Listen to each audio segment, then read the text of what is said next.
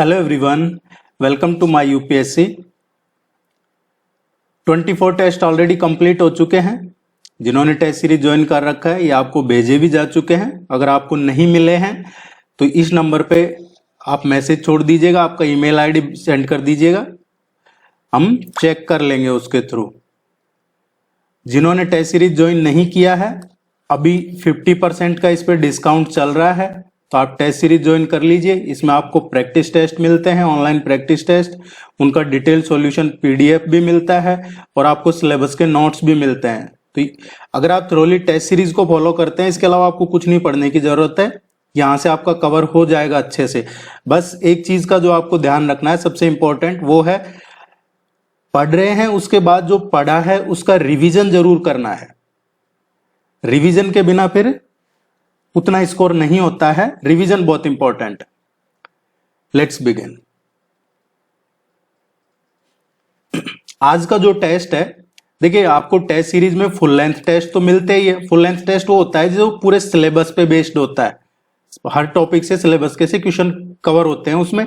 दूसरा unit wise test होते हैं जिसमें जैसे 2 सब्जेक्ट कवर कर लिए एक यूनिट के, या फिर सब्जेक्ट वाइज होता है जैसे आपका एंशिएंट हिस्ट्री का हो गया, मॉडर्न हिस्ट्री है, geography, polity, economy, current affairs, इस तरीके से भी आपको इसमें टेस्ट मिलते हैं।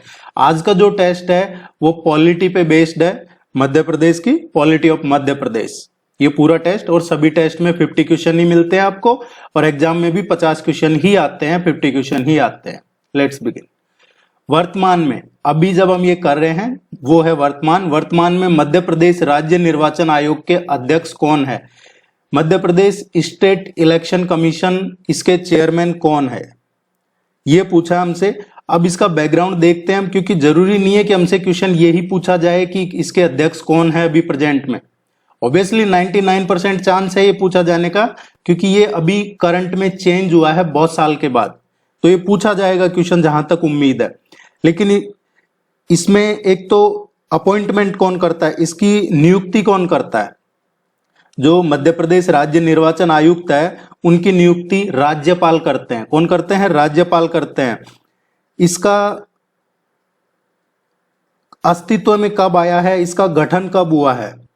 मध्य प्रदेश राज्य निर्वाचन आयोग, इसका गठन राज्य सरकार का जो सामान्य प्रशासन विभाग है उसने एक अधिसूचना जारी की थी 1 फरवरी 1994 को। 1 फरवरी 1994 को एक अधिसूचना जारी की थी और उसके द्वारा इसका गठन किया गया था। तो इसका गठन कब हुआ है? 1 फरवरी 1994 में, फरवरी 1 1994 में। और ये अस्तित्व में कब आया? अस्तित्व में आया जब पहला राज्य निर्वाचन आयुक्त ने अपना पदभार ग्रहण कर लिया। और वो कब किया? पहली बार इसका कोई जो स्टेट इलेक्शन कमिश्नर बने थे उन्होंने 15 फरवरी 1994 को अपना पदभार ग्रहण किया था। पहले इसके आयुक्त कौन थे? मध्य प्रदेश के चुनाव आयुक्त, पहले मुख्य चुनाव आयुक्त कौन थे? NB लोहानी। NB लोहानी ये पहले थे 15 फरवरी 1994 से, और 16 फरवरी 2000 तक रहे हैं ये। निर्वाचन आयुक्त है, इसका जो टेन्योर होता है वो पूछ लिया जाता है कई बार। इसमें 6 साल या फिर 62 ईयर की एज, जो भी पहले हो जाए। NB लोहानी के बाद GS शुक्ल, गोपाल शरण शुक्ल, ये दूसरे बने थे और ये रहे थे 16 फरवरी 2000 से और 14 अगस्त 2006 तक। गोपाल शरण शुक्ल के बाद में आदित्य विजय सिंह बने थे, और आदित्य विजय सिंह के बाद डॉक्टर अजीत रायजादा बने थे जो 2013 तक रहे थे, 2010 से 2013 तक। इनके बाद में R परशुराम बने थे। R परशुराम रहे थे 1 अक्टूबर 2013 से और 31 दिसंबर 2018 तक। और उनके बाद में बने थे BP सिंह, बसंत प्रताप सिंह बने थे, और बसंत प्रताप सिंह है ये 1 जनवरी 2019 से और 31 दिसंबर 2024 तक रहे हैं। और अभी 1 जनवरी 2025 से श्री मनोज कुमार श्रीवास्तव मध्य प्रदेश के राज्य निर्वाचन आयोग के अध्यक्ष हैं मनोज कुमार श्रीवास्तव 1 जनवरी 2025 से। स्टेट इलेक्शन कमीशन की बात करें तो इसका जो संवैधानिक अधिकार मिला था वो 73rd और जो 74th कॉन्स्टिट्यूशन अमेंडमेंट किया था, संवैधानिक जो संशोधन किया था संविधान में, उसके आधार पर राज्य में भी चुनाव आयोग होगा। ये 1993 में किए थे 73वां और 74वां संविधान संशोधन। और मध्य प्रदेश में या स्टेट में एक इंडियन कॉन्स्टिट्यूशन का आर्टिकल है 243 के, वो 243 के है पंचायतों के लिए, और 243 ZA है वो नगर पालिकाओं के लिए इस है। तो इसी पंचायत और नगर पालिकाओं के लिए ही राज्य निर्वाचन आयोग का गठन हुआ था। ये अनुच्छेद जो है 243 के 243 ZA स्थानीय निकायों में जो राज्य निर्वाचन आयोग की जिम्मेदारी है वो तय करते हैं। मुझे उम्मीद है कि यहां से स्टेट इलेक्शन कमीशन जो हमारे सिलेबस में है वो पूरा कवर हो चुका है। मध्य प्रदेश विधानसभा के अध्यक्ष को हटाने के संकल्प पारित करने के कितने दिन पूर्व सूचना देना अनिवार्य है? आप विधानसभा अध्यक्ष को हटा रहे हैं, ये आपने संकल्प पारित कर लिया है, तो इसकी सूचना कितने दिन पहले देनी है ये पूछा गया है हमें।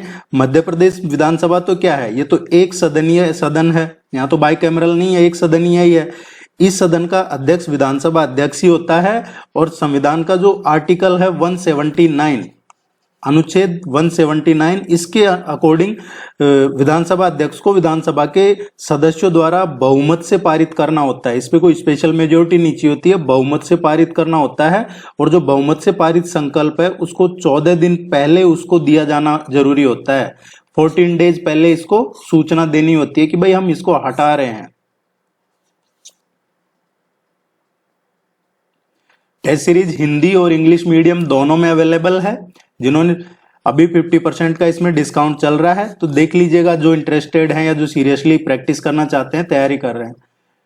वर्तमान में मध्य प्रदेश राज्य सूचना आयोग का मुख्य सूचना आयुक्त कौन है? अभी प्रेजेंट में जो स्टेट इलेक्शन कमीशन है, Madhya Pradesh state information commission, इसका सूचना आयुक्त कौन है? स्टेट इंफॉर्मेशन कमिश्नर कौन है? देखिए अभी प्रेजेंट में इसका हम बैकग्राउंड देख लेते हैं थोड़ा सा। जो सूचना आयोग है मध्य प्रदेश राज्य का, इसका कब किया गया था इसका गठन?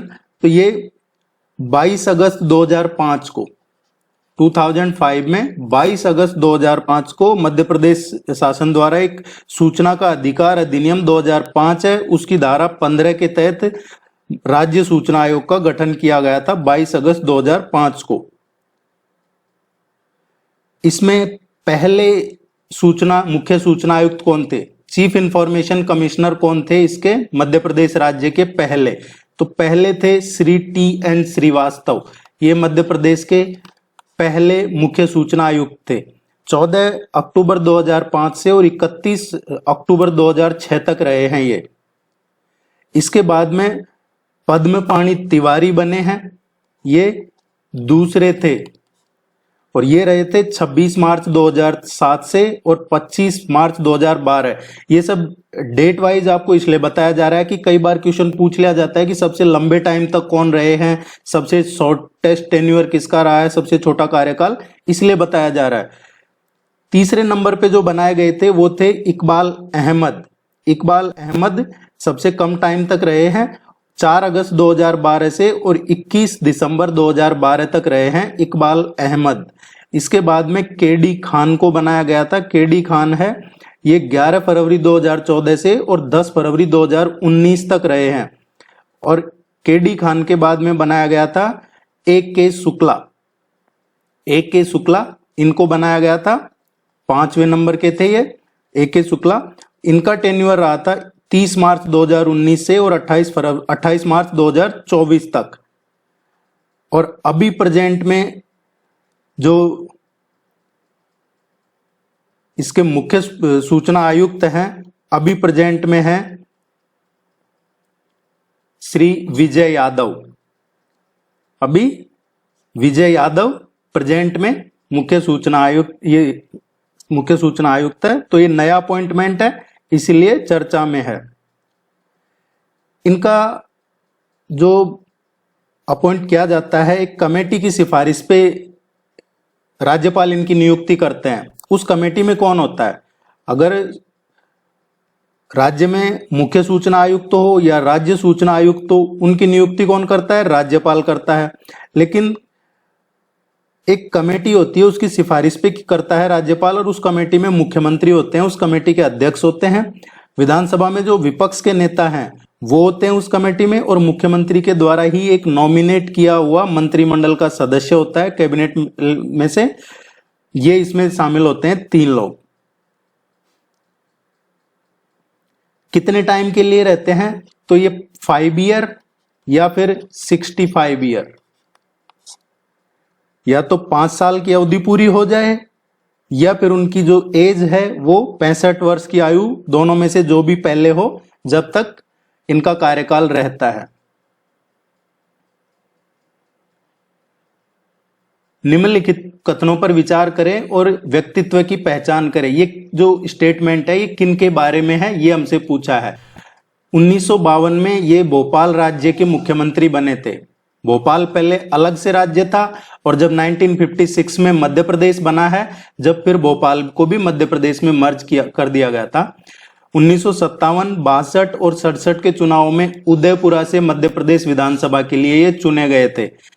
ये शिक्षा मंत्री रहे हैं। मध्य प्रदेश के शिक्षा मंत्री के रूप में इन्होंने स्कूलों में धर्मनिरपेक्ष शिक्षा शास्त्र पर जोर दिया और पाठ्य पुस्तकों में संशोधन भी करवाया। चेतना के स्रोत, समाजवादी भारत, ज्योति और इल्म और नूर, ये बुक इन्होंने ही लिखी है। चेतना के स्रोत, समाजवादी भारत, ज्योति और इल्म और नूर, ये बुक इन्हीं के द्वारा लिखी गई है। तो ये किसके बारे में बात हो रही है? तो देखिए, इन्होंने ना सिर्फ भोपाल का मर्ज करवाया था, लेकिन जो मध्य प्रदेश है उसकी राजधानी भोपाल होगी, उसमें भी एक बहुत बड़ा रोल इन्हीं का ही रहा है। और ये भारत के 9वें राष्ट्रपति थे, डॉक्टर शंकर दयाल शर्मा।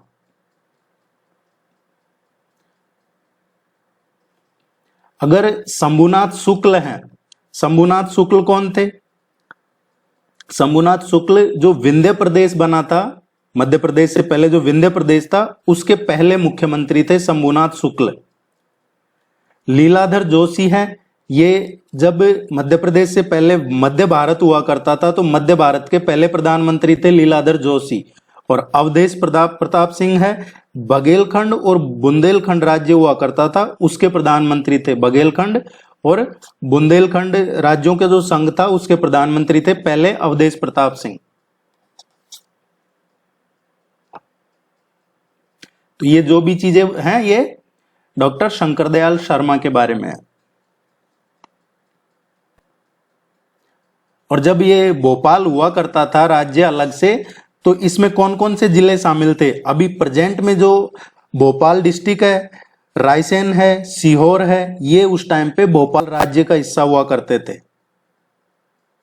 और शंकर दयाल शर्मा है, ये जब भोपाल राज्य के मुख्यमंत्री बने थे, तो ये इकलौते ही मुख्यमंत्री रहे हैं पहले, और इकलौते ही रहे हैं क्योंकि वो उतने ही टाइम तक राज्य रहा है। उसके बाद मध्य प्रदेश में मर्ज हो गया था, और उस समय भारत के सबसे युवा मुख्यमंत्री थे जब ये बने थे। 1952 में बने थे, 20 मार्च को। वर्तमान में मध्य प्रदेश राज्य अनुसूचित जाति आयोग का अध्यक्ष कौन है? ये पूछा है। शेड्यूल कास्ट कमीशन है जो मध्य प्रदेश राज्य अनुसूचित जाति आयोग है, उसके अध्यक्ष अभी प्रेजेंट में कौन है? देखिए, मध्य प्रदेश में जो स्टेट वीमेन कमीशन है, राज्य महिला आयोग, इसमें अध्यक्ष और 5 सदस्य हैं, उनके पद 2020 से खाली है। स्टेट वीमेन कमीशन की बात हो रही है। अगर हम देखें राज्य अनुसूचित जाति आयोग है, ये जो शेड्यूल कास्ट आयोग है, इसमें अध्यक्ष और 2 सदस्य हैं, अध्यक्ष और 1 सदस्य है, उसके 2 पद हैं, ये भी 2022 से खाली पड़े हैं। इसके अलावा राज्य अल्पसंख्यक आयोग है। राज्य अल्पसंख्यक आयोग की हम बात करें, जो माइनॉरिटी कमीशन है, यहाँ पे अध्यक्ष और 3 सदस्य होने चाहिए, उनके भी पद 2020 से खाली पड़े हैं। राज्य अनुसूचित जनजाति आयोग है, शेड्यूल ट्राइब का जो कमीशन है शेड्यूल ट्राइब के लिए, इसमें भी अध्यक्ष और 2 सदस्यों के पद पिछले 2 साल से खाली पड़े हैं। ये खाली पड़े हैं। अगर हमसे पूछा जाता है तो अभी प्रेजेंट में इसका अध्यक्ष कोई नहीं है।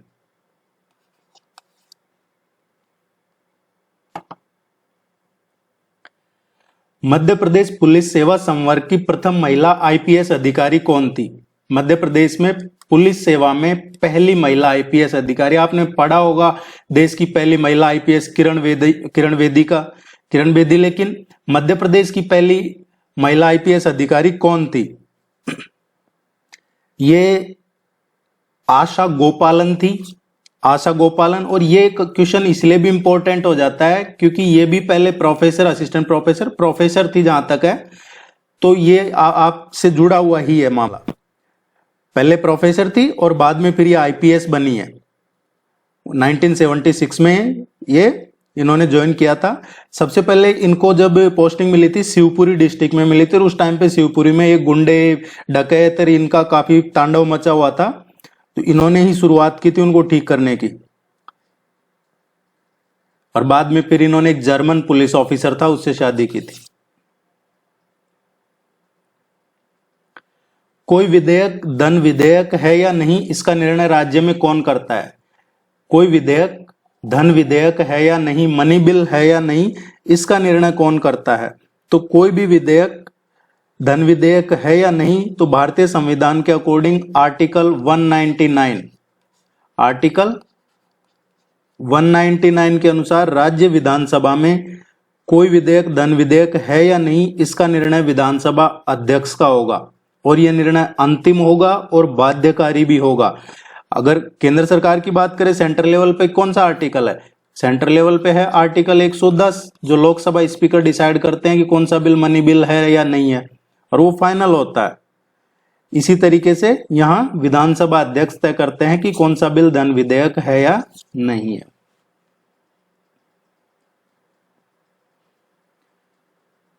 मध्य प्रदेश में पहली महिला राज्यपाल कौन थी? तो मध्य प्रदेश में पहली महिला राज्यपाल है, ये 1989 से और 90 तक रही थी, 31 मार्च 1989 से 5 फरवरी 1990 तक, सरला ग्रेवाल। नंदनी सतपथी है, ये उड़ीसा में की मुख्यमंत्री रही हुई है। आनंदीबेन है, ये गुजरात की मुख्यमंत्री रही है, उत्तर प्रदेश की राज्यपाल। द्रौपदी मुर्मू, यह भी प्रेसिडेंट है। मध्य प्रदेश में मुख्यमंत्री की अनुपस्थिति में निम्नलिखित में से कौन मंत्री परिषद की बैठक की अध्यक्षता करता है? अगर मुख्यमंत्री नहीं है तो उनकी अनुपस्थिति में जो कैबिनेट है उसकी अध्यक्षता कौन करेगा? सामान्य रूप से तो मुख्यमंत्री करते हैं। यदि मुख्यमंत्री किसी कारणवश अनुपस्थित रहते हैं तो वो नॉमिनेट करते हैं किसी मिनिस्टर को, और ये जो प्रावधान है भारतीय संविधान और राज्य सरकार की कार्यप्रणाली के तहत ही होता है। कोई विशिष्ट विभाग जैसे गृह, वित्त या संसदीय कार्य मंत्री स्वतः जिम्मेदारी नहीं ले सकता। मुख्यमंत्री जो निर्दिष्ट करेंगे वो ही इसकी अध्यक्षता करेंगे। निम्नलिखित में से कौन मध्य प्रदेश विधानसभा के सामयिक अध्यक्ष, प्रोटेम स्पीकर, अध्यक्ष और उपाध्यक्ष के पद पे रहे हैं? इनमें से कौन मध्य प्रदेश विधानसभा के प्रोटेम स्पीकर भी रहे हैं, अध्यक्ष भी रहे हैं और उपाध्यक्ष भी रहे हैं? इनमें से कौन रहे हैं? ये एक बहुत कम रेयर होता है, ये रेयर होता है कि कोई इन तीनों पदों पे रह जाए, और इन 3 पदों पे रहे हैं रामकिशोर शुक्ला मध्य प्रदेश विधानसभा में प्रोटेम स्पीकर, स्पीकर और डिप्टी स्पीकर के रूप में काम कर चुके हैं।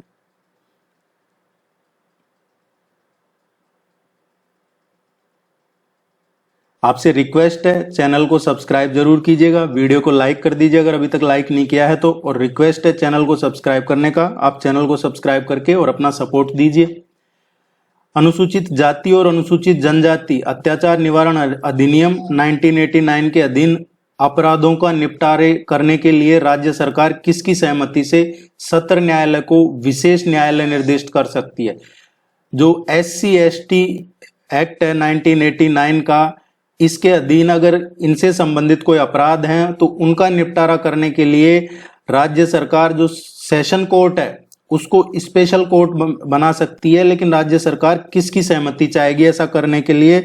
अनुसूचित जाति और अनुसूचित जनजाति अत्याचार निवारण अधिनियम 1989 है, उसकी एक धारा है 14, उसके तहत उसमें कहा है राज्य सरकार उच्च न्यायालय का जो मुख्य न्यायाधीश है chief justice of high court, उसकी सहमति से किसी भी जो सत्र न्यायालय है उसको विशेष न्यायालय के रूप में नामित कर सकती है और यह प्रावधान अपराधों को शीघ्र जल्दी से निपटारे के लिए बनाया जाए। तो इसमें उच्च न्यायालय, उसके चीफ जस्टिस। मध्य प्रदेश के प्रथम लोकायुक्त कौन थे? मध्य प्रदेश के पहले लोकायुक्त कौन थे? PV दीक्षित थे। मध्य प्रदेश के पहले लोकायुक्त थे PV दीक्षित और ये 1959 से और 1969 तक इस पद पे रहे हैं। लोकायुक्त का काम क्या होता है? जो सार्वजनिक अधिकारी हैं वो उनके खिलाफ भ्रष्टाचार के मामलों की जांच करना। अगर हम प्रेजेंट में देखें तो अभी प्रेजेंट में कौन है लोकायुक्त मध्य प्रदेश के लोकायुक्त? जस्टिस सत्येंद्र कुमार सिंह। अभी जस्टिस सत्येंद्र कुमार सिंह, ये अभी प्रेजेंट में लोकायुक्त मध्य प्रदेश। नाम ध्यान रखिएगा, न्यायमूर्ति सत्येंद्र कुमार सिंह। वर्तमान में मध्य प्रदेश विधानसभा के अध्यक्ष कौन है? अभी प्रेजेंट में विधानसभा के अध्यक्ष कौन है? तो अभी प्रेजेंट में विधानसभा के अध्यक्ष, देखिए अभी प्रेजेंट में गवर्नर कौन है? मध्य प्रदेश के राज्यपाल कौन है? श्री मंगूभाई पटेल अभी प्रेजेंट में मध्य प्रदेश के माननीय राज्यपाल हैं। मुख्यमंत्री डॉक्टर मोहन यादव हैं। मध्य प्रदेश विधानसभा के अध्यक्ष पूछा है हमसे, तो अभी प्रेजेंट में जो अध्यक्ष हैं ये श्री नरेंद्र सिंह तोमर हैं। और नेता प्रतिपक्ष कौन है? तो श्री उमंग सिंघार हैं, ये नेता प्रतिपक्ष हैं। ये जो 23 में इलेक्शन हुआ था उसके बाद ही लीडर ऑफ अपोजिशन चेंज किया है और वो उमंग सिंघार जी को बनाया है। यहां से क्वेश्चन आता है अक्सर विधानसभा अध्यक्ष का पूछा जाता है। तो देखिए, एक तो पहले कौन थे और फिर एक विधानसभा में, इसमें कंफ्यूज मत होइएगा, एक क्लियर रखिएगा। कई बार पूछा जाता है पहले अध्यक्ष कौन थे, दूसरे, तीसरे, चौथे, इस तरीके से। और कई बार पूछ लिया जाता है प्रथम विधानसभा के कौन थे, दूसरी विधानसभा के कौन थे, तीसरी के। अब जैसे 5वीं विधानसभा है उसमें 2 अध्यक्ष रहे हैं। पहले तो कुंजीलाल दुबे थे, दूसरे भी कुंजीलाल दुबे थे, तो वो विधानसभा दूसरी थी। तीसरे भी कुंजीलाल दुबे थे, वो भी विधानसभा थर्ड थी। चौथे काशी प्रसाद पांडे थे, चौथी विधानसभा थी। 5वां श्री तेजलाल टेम्बरे थे, तो 5वीं विधानसभा थी। अब जैसे छठे थे श्री गुलशेर अहमद, लेकिन उस टाइम पे भी 5वीं विधानसभा थी। तो 5वीं विधानसभा में 2 अध्यक्ष रहे हैं, श्री तेजलाल टेम्बरे और गुलशेर अहमद। इसके अलावा फिर जो छठी विधानसभा थी, 7वीं थी, ये सब आप पढ़िएगा। अभी प्रेजेंट में नरेंद्र सिंह तोमर हैं। एक क्वेश्चन 100% पूछा जाता है, सभी एग्जाम्स में पूछा जाता है। पिछली बार भी जो तीनों फेज में एग्जाम हुआ है उनमें पूछा गया है। निम्नलिखित में से किसने सर्वाधिक समय तक मुख्यमंत्री के रूप में सेवा की है? सबसे ज्यादा टाइम तक मुख्यमंत्री शिवराज सिंह चौहान रहे हैं। सबसे लंबे टाइम तक मुख्यमंत्री रहे हैं ये शिवराज सिंह चौहान। 2005 से और 2018 तक रहे हैं, फिर उसके बाद में भी 20 से और 23 तक रहे हैं। तो ये काफी लंबे टाइम तक रहे हैं। वीरेंद्र कुमार सकलेचा के पश्चात मध्य प्रदेश के मुख्यमंत्री कौन बने थे? वीरेंद्र कुमार सकलेचा के बाद पूछा है, पहले तो रविशंकर शुक्ल थे, दूसरे भगवंतराव मंडलोई थे, तीसरे कैलाशनाथ काटजू थे। लेकिन हमसे पूछा है इसमें कि वीके सकलेचा के बाद कौन थे? वीरेंद्र कुमार सकलेचा के बाद में मुख्यमंत्री कौन बने थे? वीरेंद्र कुमार सकलेचा है, ये इनके बाद में बने थे सुंदरलाल पटवा। और ये कुछ इंपॉर्टेंट टाइमिंग थी, इसीलिए इस तरीके के क्वेश्चन पूछे जाते हैं, कोई रैंडम नहीं है, क्योंकि उस टाइम भंग कर दी गई थी और कई चीजें हुई थी, इमरजेंसी लगा दी थी राष्ट्रपति शासन, इसलिए ये क्वेश्चन पूछे जाते हैं। ये 10वें थे और ये 11वें थे। 12वें अर्जुन सिंह थे।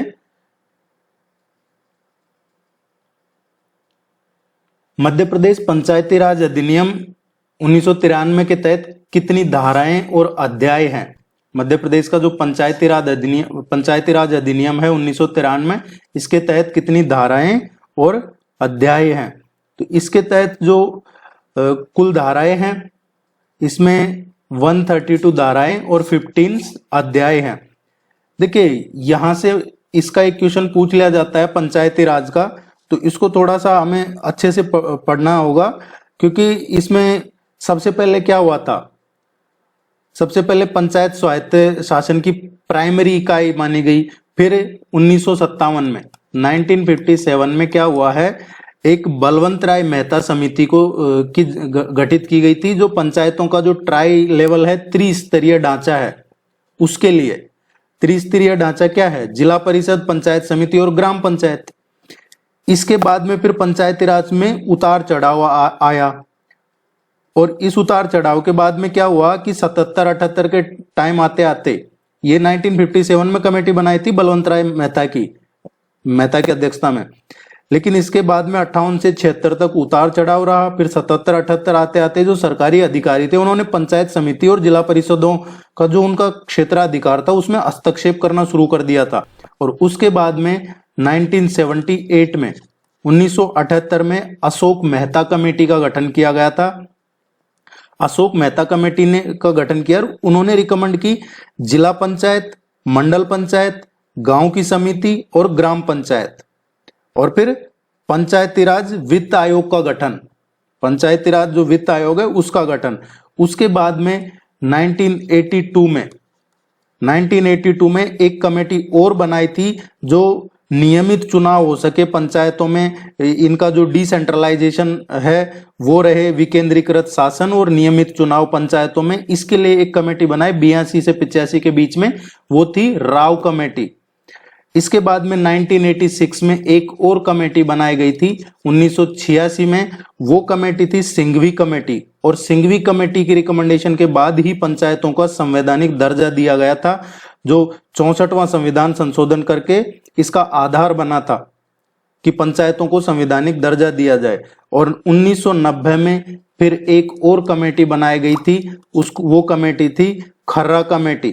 खर्रा कमेटी थी, उसकी क्या रिकमेंडेशन थी, जो मूलभूत जरूरतें हैं उनसे जुड़ी सुविधाएं पंचायतों के नियंत्रण में हो। तो ये 5 कमेटियां हैं, आपको ध्यान रखना है। सबसे पहली 1957 बलवंत राय मेहता कमेटी, 1978 अशोक मेहता कमेटी, और इसके बाद में 1982 राव कमेटी, 1986 सिंघवी कमेटी और 1990 में खर्रा कमेटी।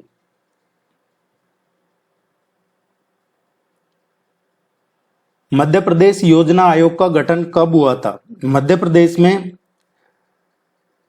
सबसे पहले मध्य प्रदेश राज्य योजना बोर्ड का गठन किया गया था, और वो किया गया था 24 अक्टूबर 1972 को। और बाद में क्या हुआ, फिर 2007 में मध्य प्रदेश राज्य योजना आयोग बनाया गया। पहले तो बनाया मध्य प्रदेश राज्य योजना बोर्ड, और फिर 2007 में इसका चेंज करके और फिर मध्य प्रदेश राज्य योजना आयोग किया गया। फिर केंद्र सरकार ने जो प्लानिंग कमीशन था सेंटर में, उसको नीति आयोग में चेंज कर दिया 2015 में। तो मध्य प्रदेश ने भी क्या किया, 10 फरवरी 2020 को मध्य प्रदेश ने भी फिर मध्य प्रदेश राज्य नीति आयोग का नाम दिया गया इसको, MPRNA, मध्य प्रदेश राज्य नीति आयोग। ये ध्यान रखना है हमें। और इसको शुरुआत में कब गठन किया, 24 अक्टूबर 1972 में। सारे क्वेश्चन आपके सिलेबस के अकॉर्डिंग ही है, और जो हमारा एग्जाम है उसको ध्यान में रख के ही बनाए हैं। भारतीय संविधान के अनुसार निम्नलिखित में से कौन सी संस्था राजनीतिक प्रशासनिक व्यवस्था में निर्णय लेने वाली सर्वोच्च संस्था है? ये देखिए राजनीतिक प्रशासनिक व्यवस्था का पूछा है। तो राजनीतिक प्रशासनिक व्यवस्था में जो है भारतीय संविधान के अनुसार मंत्रिमंडल है, जिसे कैबिनेट कहा जाता है, वो कार्यकारी शक्तियों का सर्वोच्च निकाय है और राजनीतिक प्रशासनिक निर्णय लेने में सर्वोच्च होता है। मंत्रिमंडल नीतियां भी बनाता है और सरकार के जो काम है उनका संचालन भी करता है। मध्य प्रदेश की छठी विधानसभा के अध्यक्ष कौन थे? मध्य प्रदेश की जो छठी विधानसभा थी उसके अध्यक्ष थे मुकुंद सखाराम नेवालकर। हाँ, यही थे। देखिए, जो शुरू में स्किप किया हो तो 50% का भी डिस्काउंट चल रहा है और ये जल्दी फिर नहीं रहेगा डिस्काउंट, तो रेगुलर प्राइस एप्लीकेबल हो जाएगी, तो अभी जो है उससे फिर डबल हो जाएगा। तो आप टेस्ट सीरीज ज्वाइन कर लीजिएगा, यहाँ से रेगुलरिटी बनी रहेगी। इस नंबर पे कांटेक्ट कर लीजिएगा, मैसेज छोड़ दीजिएगा व्हाट्सएप पे या फिर वेबसाइट विजिट कर लीजिएगा। जिला योजना समिति का अध्यक्ष कौन होता है? जिला योजना समिति है, इसका अध्यक्ष कौन होता है? 73rd और 74 73 और 74वां संविधान संशोधन के अंतर्गत एक आर्टिकल आया 243, इसमें 243Z 243ZD ये है और इन्हीं के तहत हर जिले में एक जिला योजना समिति होगी, इसके गठन करने का प्रावधान किया गया। फिर बाद में जिला योजना समिति अधिनियम जो था उसमें 2004 में संशोधन किया गया। इसमें कई जगह आप देखेंगे जिला प्रमुख है वो होता है कई राज्यों में, लेकिन इसमें मध्य प्रदेश में 2004 में संशोधन किया और जिले का जो प्रभारी मंत्री होगा वही जिला योजना समिति के अध्यक्ष के रूप में एवं संबंधित जिले का जो कलेक्टर है उसको जिला समिति के पदेन सदस्य सचिव के रूप में मनोनीत किया जाने का इसमें प्रावधान है। मंत्री तभी तक जिला योजना समिति का अध्यक्ष रहेगा जब तक सरकार, राज्य सरकार का वो मंत्री है, और इसमें कलेक्टर होता है जो सचिव के रूप में मनोनीत किया जाने का प्रावधान है।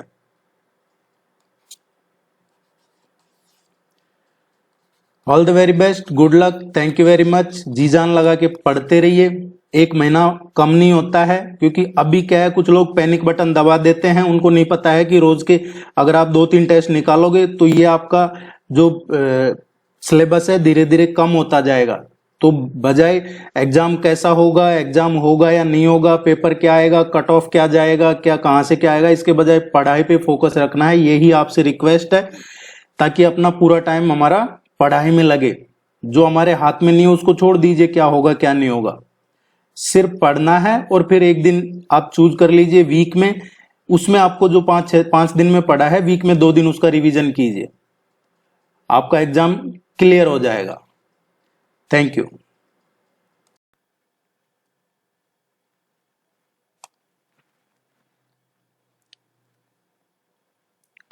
Hello everyone, welcome to my UPSC MPPSC assistant professor की रेगुलर बेसिस पे आपको प्रिपरेशन करवा रहे हैं। इसमें 23 टेस्ट ऑलरेडी कंप्लीट करवाए जा चुके हैं आपको। टेस्ट नंबर 24 आज अभी डिस्कस करेंगे हम। इसमें 2 टेस्ट आपको already ancient history Madhya Pradesh पे करवाए जा चुके हैं, 2 टेस्ट जो मेडिवल हिस्ट्री है उस पे करवाए जा चुके हैं, और ये जो टेस्ट है ये टेस्ट ज्यादा फोकस है इसमें modern history of Madhya Pradesh पे, स्पेशली जो नेशनल मूवमेंट है और आधुनिक मध्य प्रदेश, इस पे है ज्यादा फोकस। बाकी जो टेस्ट है वो सारे फुल लेंथ टेस्ट है, एक आईसीटी का टेस्ट और बीच में करवाया है। सभी यूनिट वाइज, टॉपिक वाइज आपको 3-4 टेस्ट और फुल लेंथ टेस्ट भी मिलेंगे, कम से कम 50 अदरवाइज 50+ टेस्ट मिलेंगे। आप इसको फॉलो करते रहिए टेस्ट सीरीज को। सबसे पहले आपने वीडियो देख लिया, उसके बाद आपको पीडीएफ पढ़ना है जिसमें आपको पूरा डिटेल में सॉल्यूशन मिलता है, और उसके बाद में आपको टेस्ट अटेम्प्ट करना है, डायरेक्ट टेस्ट नहीं देना है। यही सबसे सिंपल प्रोसेस है और इसको फॉलो करते रहिए। जिन्होंने टेस्ट सीरीज ज्वाइन नहीं कर रखा है, आपको 1-2 दिन अगर मटेरियल नहीं मिलता है, वो जानबूझ के इसलिए नहीं भेजा जाता है क्योंकि आपने जो पिछला पढ़ा है उसको आप रिवीजन कर सके। तो अगर किसी दिन आपको मटेरियल नहीं मिलता है, वीक में 4-5 टेस्ट आपको करवा रहे हैं, तो जब आपको टेस्ट या नोट्स नहीं मिलते हैं उस दिन आपने जो पहले पढ़ा हुआ है उसका रिवीजन कीजिए। रिवीजन सबसे इंपॉर्टेंट है। और जिन्होंने टेस्ट सीरीज ज्वाइन नहीं किया है, आप टेस्ट सीरीज ज्वाइन कर लीजिएगा इस नंबर पे कांटेक्ट करके, यही हमारी वेबसाइट है, वेबसाइट विजिट करके टेस्ट सीरीज का लिंक नीचे डिस्क्रिप्शन में और कमेंट सेक्शन में मिल जाएगा। अभी 30 अप्रैल 2025 तक इस पे 50% का डिस्काउंट रखा हुआ है, तो 30 अप्रैल तक आप ज्वाइन करते हैं तो इसमें 50% ऑफ मिल जाएगा, उसके बाद रेगुलर प्राइस एप्लीकेबल हो जाएगी। Let's begin. युद्ध जो इंदौर, नागपुर और रीवा के तत्कालीन राज्यों को ब्रिटिश राज के अंतर्गत ले गया था, वो कौन सा युद्ध था इनमें से? जो इंदौर, रीवा, इनके जो तत्कालिक राज्य थे वो ब्रिटिशर्स के अंडर चले गए थे, तो ये था थर्ड एंग्लो मराठा वॉर, तृतीय आंग्ल मराठा युद्ध था। और इसके क्या बैकग्राउंड क्या था इसका? ब्रिटिश साम्राज्यवादी महत्वाकांक्षाएं थी, मराठाओं के अंदर जो इंटरनल डिस्प्यूट था, आंतरिक मराठा संघर्ष, और पिंडारियों की वजह से जो खतरा बढ़ता जा रहा था, जो सिचुएशन क्रिएट हुई थी पिंडारियों की वजह से, इसीलिए ये हुआ था। और इसमें तृतीय आंग्लो मराठा युद्ध में इसमें मराठों की अंतिम हार हुई थी और उसी की वजह से कई संधियां हुई थी और कई जो रियासतें थी ये ब्रिटिशर्स के अंदर चली गई थी। इसमें पेशवा, भोंसले और होलकर इनकी हार हुई थी। पेशवा को हराया था खिरकी में, भोंसले को सीताबर्डी में और होलकर को माहिदपुर में हराया था। ब्रिटिशर्स की जो आर्मी थी उन्होंने। इसमें एक पूना की संधि हुई थी, लेकिन हमारे लिए इंपॉर्टेंट क्या है? ग्वालियर की संधि। ग्वालियर की संधि हुई थी सिंधियाज के साथ 1817 में, और एक मंदसौर की संधि हुई थी, ट्रीटी ऑफ मंदसौर, ये होलकर के साथ हुई थी जनवरी 1818 में। ये दो ट्रीटीज हैं, संधि है, इनको ध्यान रखिएगा। इसका करेक्ट आंसर आएगा थर्ड वन, सी। 1857 के विद्रोह में सक्रिय रूप से भाग लेने वाली कौन सी जनजाति थी? वैसे तो कई ट्राइब्स ने पार्टिसिपेट किया, लेकिन जो एक्टिवली पार्टिसिपेट किया है वो पार्टिसिपेट किसने किया है? देखिए 1857 की क्रांति के जो उसका कहते हैं बीज बो दिए गए थे, वो बुंदेला विद्रोह जो था वहीं से शुरुआत हो गई थी। 1857 से 15 साल पहले 1842 में एक विद्रोह हुआ था, उसको बुंदेला विद्रोह नाम दिया गया है। और इसमें इस जो एरिया था उसके ठाकुरों के अलावा यहाँ पे जो आदिवासी थे, गोंड, लोधिया, कुर्मी, इन्होंने सक्रिय रूप से भाग लिया था, तो इसका आंसर आएगा बी।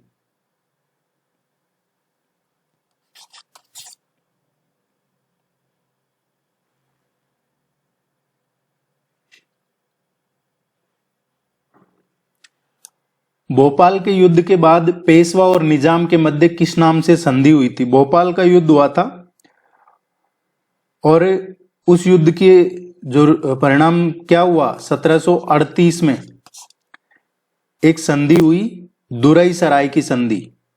और ये दुरई की संधि है 6 मार्च 1728 को मराठों ने निजाम की हार के बाद से मराठों और निजाम के बीच एक शांति संधि पे हस्ताक्षर किए थे। और इसमें जो करेक्ट आंसर आएगा ये आएगा सी। सिवनी सत्याग्रह मध्य प्रदेश में किस वर्ष घटित हुआ था? सिवनी सत्याग्रह है ये मध्य प्रदेश में हुआ था 1916 में। एक और सत्याग्रह हुआ था वो भी सिवनी में ही हुआ था, वो 1930 में हुआ था। तो आप कमेंट में ये सब मत कीजिएगा कि नहीं ये गलत बताया है, सिवनी सत्याग्रह 1916 में ही हुआ था। और इसको एक और जो इंपॉर्टेंट है, यहां से भारत छोड़ो आंदोलन का पूछ लिया जाता है कई बार, 1942 का, उसकी शुरुआत मध्य प्रदेश में मानी जाती है विदिशा से।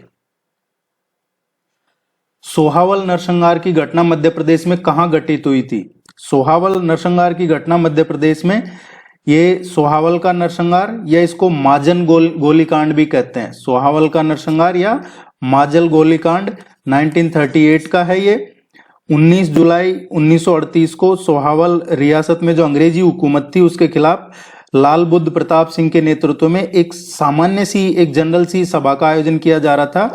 और इसमें क्या हुआ कि जो अंग्रेजी हुकूमत है उसने जो शोषणकारी नीतियां थी उनको विरोध के लिए ही यह आंदोलन किया जा रहा था। और इसमें बुद्ध प्रताप सिंह थे, मंदिर पांडे थे, या इसमें एक और थे रामाश्रय गौतम थे। इनको माजन गांव के नजदीक ही अंग्रेजों ने गोली मार के हत्या कर दी थी और इस हत्याकांड को सोहावल का नरसंहार कहा जाता है और ये सतना में था।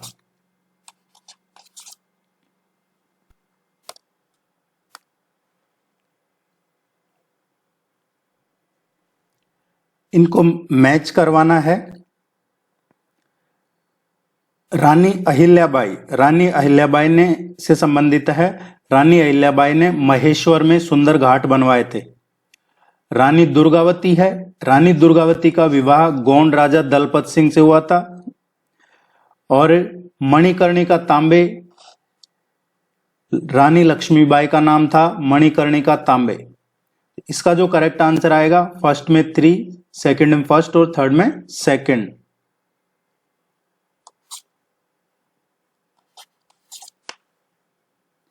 देखिए कुछ लोग अभी आपको तैयारी करवा रहे हैं, तो जहां आपको ठीक लगे कर सकते हैं, वो आपका कॉल है। लेकिन थोड़ा सा एक रिक्वेस्ट है, कुछ लोग क्या है कि वो सिलेबस नहीं देखा है या फिर पता नहीं क्या है इशू, लेकिन जो सिलेबस में नहीं है या सिलेबस के अकॉर्डिंग नहीं हो रहा है, तो अपना अगर आप टाइम देते हैं या फिर कुछ अपना इतना एग्जाम के टाइम पे कीमती वक्त दे रहे हैं, तो ये जरूर देखिएगा कि सिलेबस के अकॉर्डिंग हो रहा है या नहीं।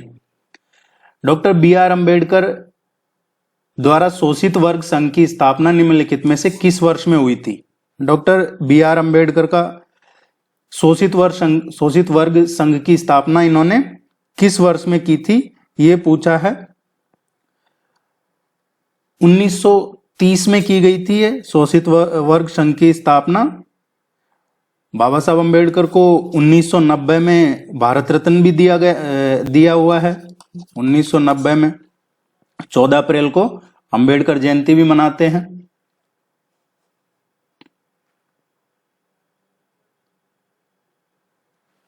दिलावर खान ने मालवा सल्तनत की शुरुआत की और अपनी राजधानी की स्थापना कहां पे की थी?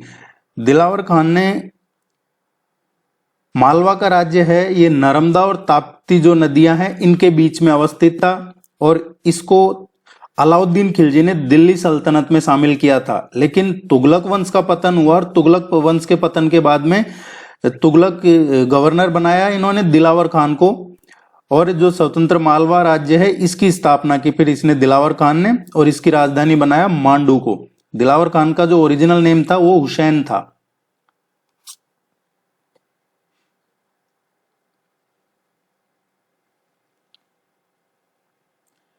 (1942) के आंदोलन का नेतृत्व दमोह में किसने किया था? दमोह में जो 1942 का आंदोलन हुआ था उसका नेतृत्व किसने किया था? 1942 के आंदोलन में रघुवर प्रसाद मोदी, रावजी भाई पटेल, प्रभु नारायण टंडन इन्होंने भाग लिया था। इसके अलावा स्वतंत्रता आंदोलन में वहां के कई और सेनानी थे, उन्होंने भी पार्टिसिपेट इसमें किया था। वीडियो को लाइक जरूर कीजिए, चैनल को सब्सक्राइब कीजिए, इससे आपका सपोर्ट बना रहेगा, ये आपसे रिक्वेस्ट है। प्लीज वीडियो को लाइक जरूर करें, चैनल को सब्सक्राइब करें और कमेंट सेक्शन में आपकी कोई भी राय है आप निसंकोच अपनी राय रख सकते हैं। स्वतंत्रता आंदोलन में जबलपुर से पंडित द्वारका प्रसाद मिश्र ने कौन सा समाचार पत्र प्रकाशित किया था? पंडित मिश्र, द्वारका प्रसाद मिश्र हैं, इन्होंने जबलपुर से स्वतंत्रता आंदोलन के टाइम पे ये जो समाचार पत्र था ये दैनिक लोकमत था। पंडित द्वारका प्रसाद मिश्र हैं, ये 2 बार मुख्यमंत्री भी रहे हुए हैं मध्य प्रदेश के। इनको मध्य प्रदेश का लौह पुरुष भी कहा जाता है और इन्होंने ही मध्य प्रदेश में हिंदी पत्रकारिता की स्थापना भी की, ऐसा माना जाता है। और ये पत्रकार के रूप में इन्होंने 1921 में इनका आता था एक श्री शारदा मासिक, और ये जो दैनिक लोकमत है 1931 का है, और 1947 में एक साप्ताहिक आता था सारथी। तो इनके श्री शारदा जो मासिक आता था, सारथी 1947 का वो साप्ताहिक था, और एक डेली आता था दैनिक लोकमत।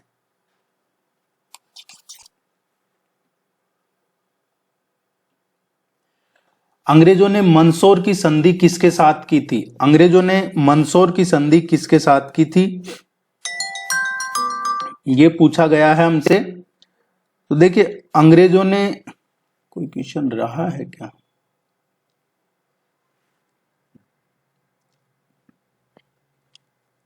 6 जनवरी 1818 को हुई थी ये मंदसौर की संधि, और इसमें अंग्रेजों द्वारा जो रखी गई सभी शर्तें थी वो होल्कर्स ने मान ली थी। होल्कर्स ने सभी जो भी इसकी कंडीशन थी ट्रीटी की संधि की वो मान ली थी 6 जनवरी 1818 को। और ये संधि हुई थी सर थॉमस इस्लॉप और मल्हार राव होल्कर सेकंड के बीच में। मल्हार राव होल्कर द्वितीय और थॉमस इस्लॉप के बीच में ये संधि हुई थी। और ये कब हुई थी? जब मालवा रीजन में महिदपुर की लड़ाई हुई उसके बाद इस पे हस्ताक्षर किए गए थे।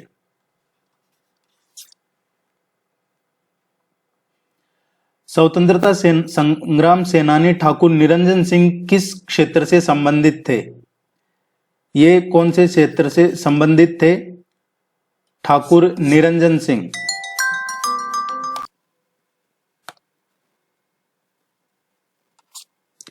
डी इसका करेक्ट आंसर आएगा।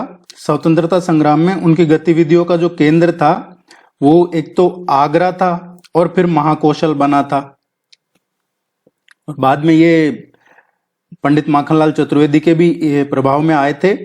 तो इनका जो मेन गतिविधियों का केंद्र था आगरा और फिर महाकौशल। भारतीय स्वतंत्रता के तत्काल बाद गुना किस राज्य का हिस्सा बना था? भारतीय स्वतंत्रता के बाद 28 मई 1948 को 28 मई 1948 को मध्य भारत का के नए राज्य का ये हिस्सा बन गया था। जो मध्य भारत बना उसका हिस्सा बन गया था। जो इसके मध्य भारत के 16 जिले थे उनमें से एक ये भी था गुना। और फिर 1 नवंबर 56 को 1956 में मध्य भारत का मध्य प्रदेश में मिला दिया गया था। तो ये मध्य भारत का हिस्सा था। राजपूतों के निम्नलिखित वंशों में से कौन सा खजुराहो मंदिर से जुड़ा हुआ है? खजुराहो मंदिर से राजपूतों के कौन से वंशों का संबंध है?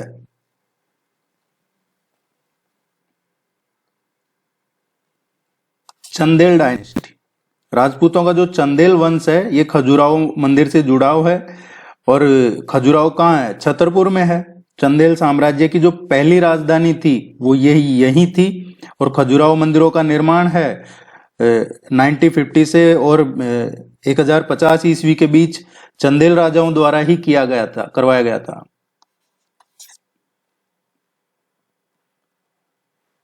ठाकुर दौलत सिंह जो ब्रिटिश के विरुद्ध 1857 के विद्रोह में लड़े थे किस जिले से संबंधित थे? ये जो तत्कालीन राधोगढ़ रियासत थी उसके राजा हुआ करते थे और देवास जिले से संबंधित थे। ये 1857 के विद्रोह में लड़े थे ब्रिटिशर्स के विरुद्ध।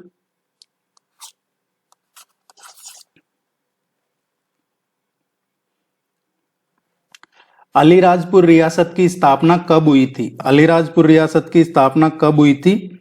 अलीराजपुर रियासत की स्थापना 1437 में हुई थी और इसकी स्थापना की थी राजा आनंद देव ने।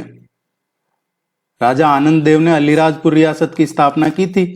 और ये झाबुआ जिले में आता था पहले, फिर बाद में झाबुआ से अलग होकर नया जिला बना अलीराजपुर।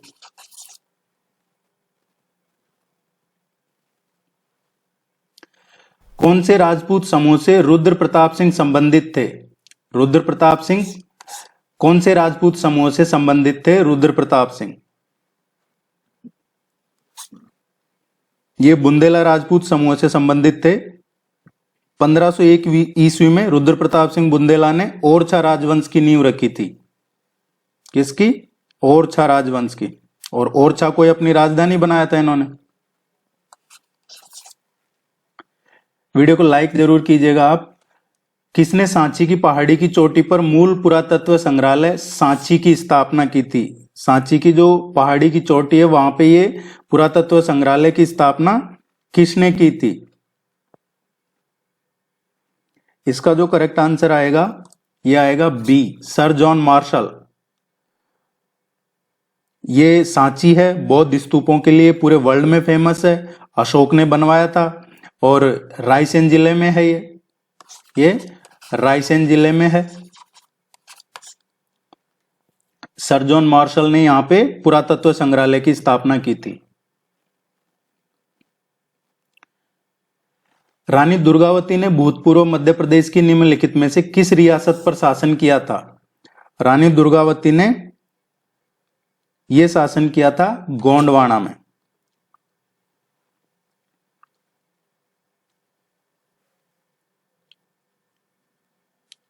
जबलपुर में इनके नाम से एक विश्वविद्यालय भी है। मध्य प्रदेश का कौन सा क्षेत्र अवंती के महाजनपद से जुड़ा था? मध्य प्रदेश का कौन सा क्षेत्र अवंती के महाजनपद से जुड़ा था? मालवा। जो अब आधुनिक मालवा ही प्राचीन काल का अवंती हुआ करता था। इसके दो भाग हुआ होते थे। उत्तरी अवंती की राजधानी उज्जैनी हुआ करता था और दक्षिण अवंती की राजधानी महिष्मती।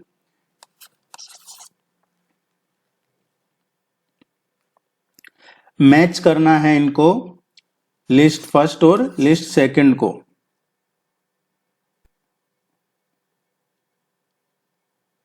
सिवनी सत्याग्रह 1916, झंडा सत्याग्रह 1923, नमक सत्याग्रह 1930 और जंगल सत्याग्रह 1942।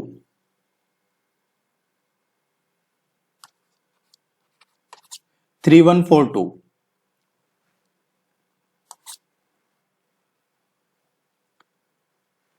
सिंधिया वंश के शासकों को उनके कालानुक्रमानुसार बताना है, क्रोनोलॉजिकल ऑर्डर में सिंधिया शासकों को।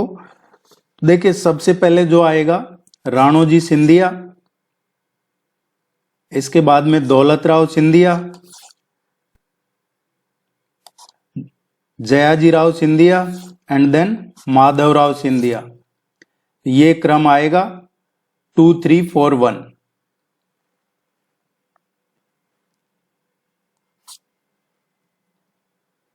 टेस्ट सीरीज ज्वाइन कर लीजिएगा। टेस्ट सीरीज का लिंक आपको नीचे डिस्क्रिप्शन में कमेंट सेक्शन में मिल जाएगा या वेबसाइट विजिट कर लीजिएगा। और देखिए बहुत सारे लोग क्या है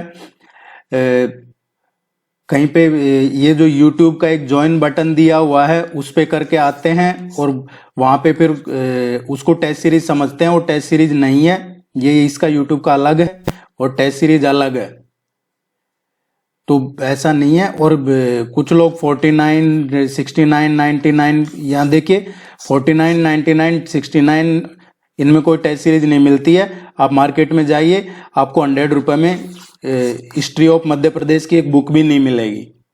इस तरीके से ऐसा नहीं है। और ऐप में क्या है कि वही क्वेश्चन पटवारी के एग्जाम में करवा रहे हैं, वही असिस्टेंट प्रोफेसर के लिए करवा रहे हैं, वही स्टेट PSC के लिए करवा रहे हैं, वही पुलिस एग्जाम के लिए करवा रहे हैं, बस करंट अफेयर चेंज कर दो। इस तरीके से नहीं है, हम सेपरेट क्वेश्चन बनाते हैं। पिछली बार भी जो 3 फेज में एग्जाम हुआ था, सबको अलग अलग जो ट्रेंड है उस टाइम करंट अफेयर्स क्वेश्चन सब अलग अलग करवाया है। इसमें मेहनत लगता है। तो 49.99 में टेस्ट सीरीज अवेलेबल नहीं है, ये आपसे रिक्वेस्ट है।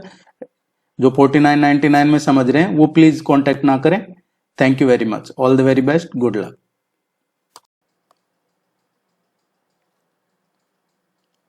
Hello everyone, welcome to my UPSC MPPSC assistant professor 2025 के लिए रेगुलर बेसिस पे आपको प्रिपरेशन करवा रहे हैं। 22 टेस्ट ऑलरेडी कंप्लीट हो चुके हैं। आज टेस्ट नंबर 23 डिस्कस करेंगे। अभी 30 अप्रैल तक इसमें 50% का डिस्काउंट चल रहा है। अगर आपको टेस्ट सीरीज ज्वाइन करनी है इस नंबर पे कांटेक्ट कर सकते हैं या फिर वेबसाइट विजिट कर सकते हैं। ये दोनों हमारी वेबसाइट है, या फिर इस नंबर पे भी कांटेक्ट कर सकते हैं। वैसे टेस्ट सीरीज का लिंक आपको नीचे डिस्क्रिप्शन में भी मिल जाएगा, कमेंट सेक्शन में भी अवेलेबल है। टेस्ट सीरीज हिंदी और इंग्लिश दोनों मीडियम में अवेलेबल है। उसमें आपके यूनिट वाइज और फुल लेंथ टेस्ट दोनों करवाते हैं। इसके अलावा आपको सिलेबस के नोट्स भी प्रोवाइड करवाए जाते हैं। Let's begin. 28वें राष्ट्रीय फेडरेशन सीनियर एथलेटिक्स चैंपियनशिप 2025 का आयोजन कहाँ हुआ था? ये 28वां हुआ है अभी, राष्ट्रीय फेडरेशन सीनियर एथलेटिक्स चैंपियनशिप 2025। इसका आयोजन हुआ है अभी कोच्चि में। कहाँ हुआ है इसका आयोजन? कोच्चि में इसका आयोजन हुआ है। इसमें मध्य प्रदेश के पॉइंट ऑफ व्यू से देखा जाए वैसे तो नेशनल करंट अफेयर्स भी हमारे सिलेबस में है, लेकिन मध्य प्रदेश के करंट अफेयर्स के हिसाब से या स्पोर्ट्स जो सिलेबस में है, इसमें मध्य प्रदेश के तीन खिलाड़ियों ने इसमें मध्य प्रदेश के गोल्ड मेडल जीता है। वो कौन से इवेंट है जिसमें 3 गोल्ड मेडल मिले हैं मध्य प्रदेश को? ये पोल वोल्ट है। पोल वोल्ट के अलावा जो स्टेपल चेस है, 3000 मीटर का स्टेपल चेस, महिला स्टेपल चेस है ये, और शॉर्टपुट इवेंट, ये 3 हैं जिसमें गोल्ड मेडल मिला है। पहला जो है पोल वोल्ट इवेंट, इसमें गोल्ड मेडल मिला है, और ये देव मीणा है, इन्होंने गोल्ड मेडल जीता है। 5.35 मीटर की इन्होंने छलांग लगाई है, इतने हाइट की, और फिर गोल्ड मेडल मिला है। स्टेपल चेस में महिला 3000 मीटर स्टेपल चेस में कुमारी मंजू यादव है, उन्होंने गोल्ड मेडल जीता है। शॉर्टपुट इवेंट में समरजीत सिंह है, इन्होंने गोल्ड मेडल जीता है। इसके अलावा हमसे यह भी पूछा जा सकता है कि अभी हाल ही में किस खिलाड़ी ने एशियन गेम्स 2026 जो जापान में होंगे उसके लिए क्वालिफाई किया है। तो ये शॉर्टपुट इवेंट में जो गोल्ड मेडल जीता है समरजीत सिंह, इन्होंने ही, ये अंतरराष्ट्रीय प्रतियोगिता है एशियन गेम्स 2026, इसके लिए क्वालिफाई किया है। तो ये भी आपको ध्यान रखना है, पूछा जा सकता है। जनगणना 2011 के अनुसार मध्य प्रदेश के सर्वाधिक जनसंख्या घनत्व वाले जिलों को अवरोही क्रम में व्यवस्थित करना है। अवरोही क्या होता है? Descending order. Descending means highest to lowest, और एक होता है आरोही क्रम। आरोही क्रम होता है असेंडिंग ऑर्डर, और उसमें होता है लोवेस्ट टू हाईएस्ट। इस तरीके से है, ज्यादा से कम जो है अवरोही क्रम, और कम से ज्यादा है वो आरोही क्रम है। ये आप जानते होंगे, सभी ग्रेजुएट हैं। इसका जो करेक्ट आंसर आएगा, इसके अकॉर्डिंग देखा जाए तो सबसे ज्यादा है भोपाल, देन इंदौर, जबलपुर, ग्वालियर, और इसके बाद में मुरैना।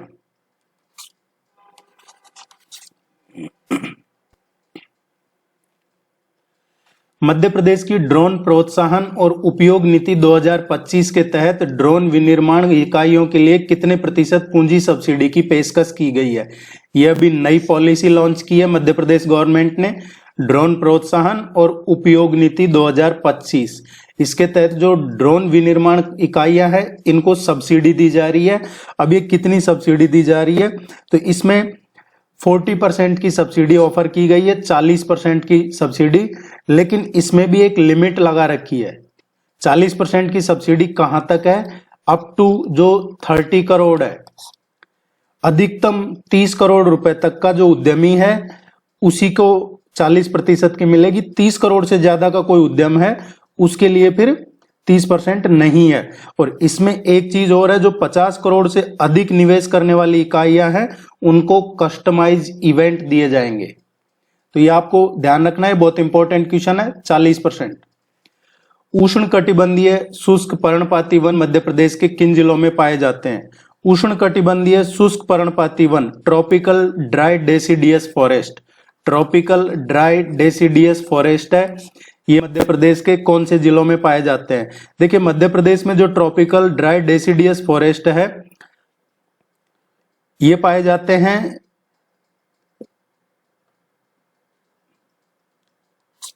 देशवन, छतरपुर, पन्ना, छिंदवाड़ा।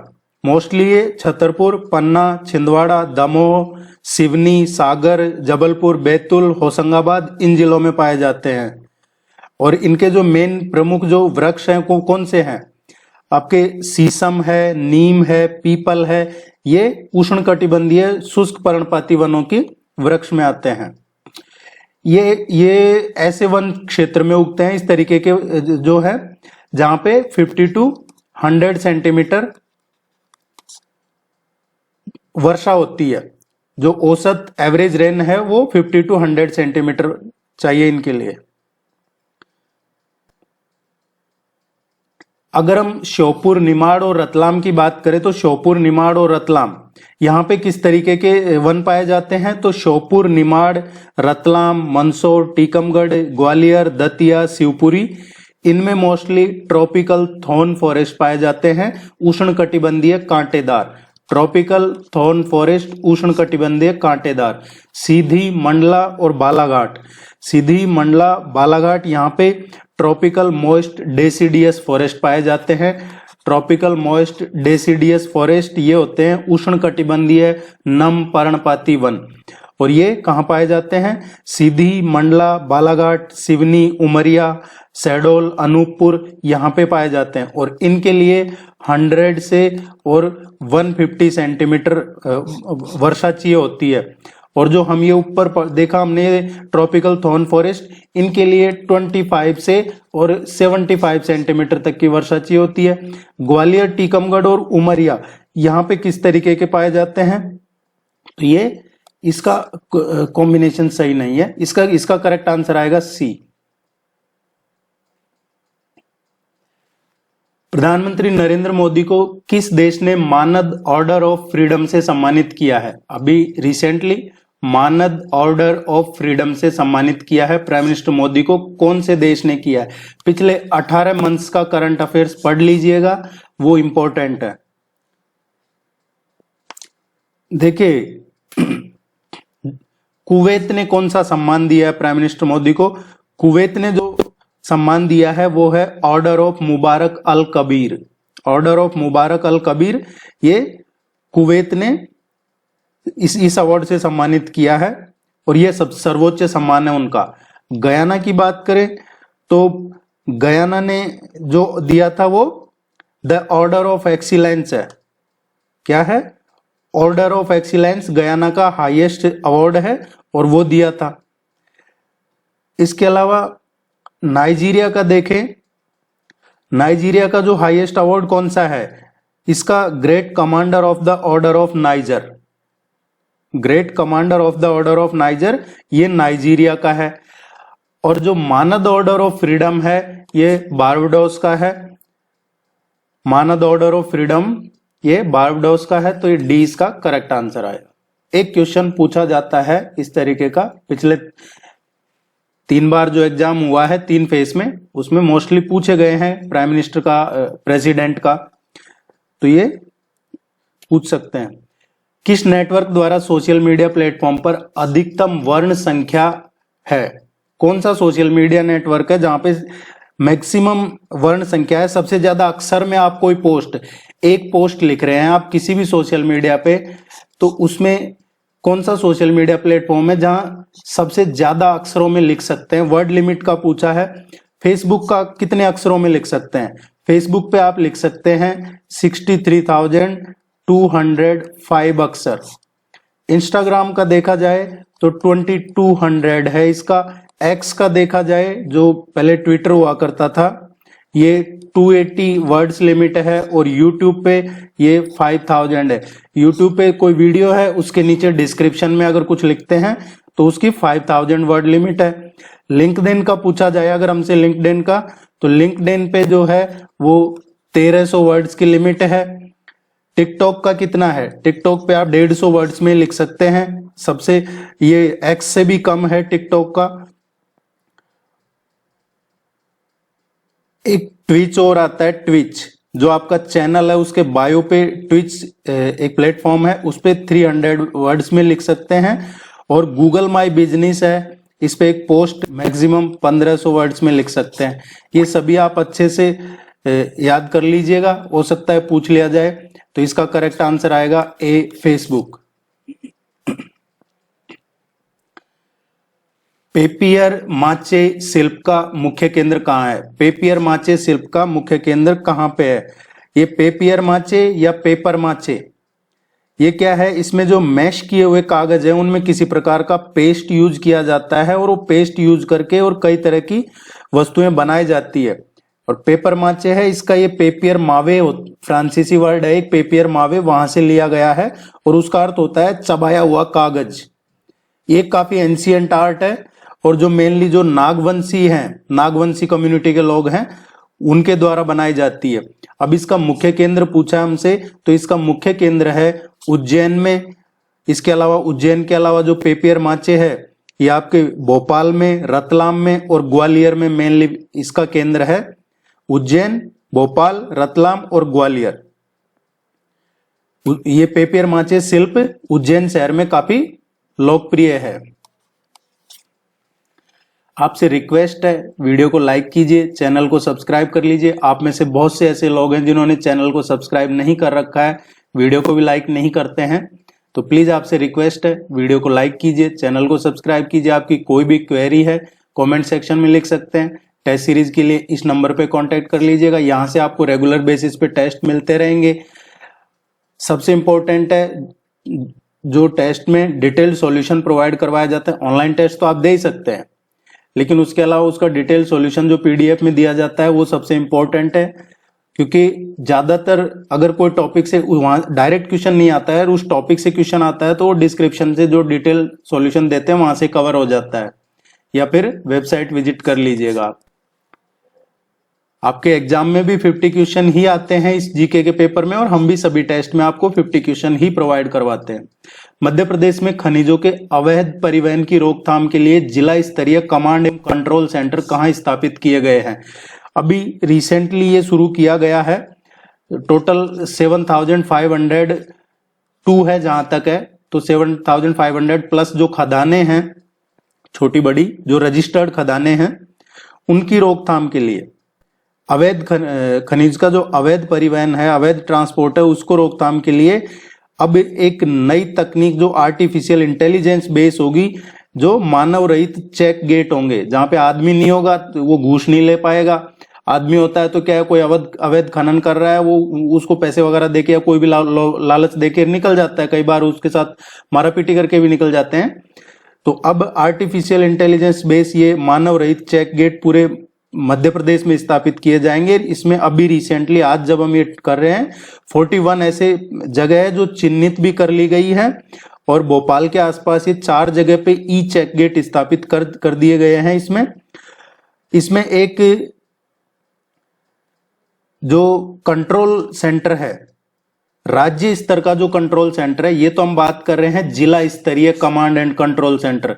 स्टेट लेवल का है कंट्रोल सेंटर, वो भोपाल में स्थापित किया जाएगा, और डिस्ट्रिक्ट लेवल के जो कंट्रोल कमांड सेंटर है वो भोपाल और रायसेन में स्थापित किए गए हैं। अभी आगे हो सकता है और जगह करें, लेकिन अभी फिलहाल भोपाल और रायसेन में ये स्थापित किए गए हैं। पूरे 55 जिलों में ये ई खनिज पोर्टल के माध्यम से जो ईटीपी सेवाएं हैं उनको लागू किया जा चुका है।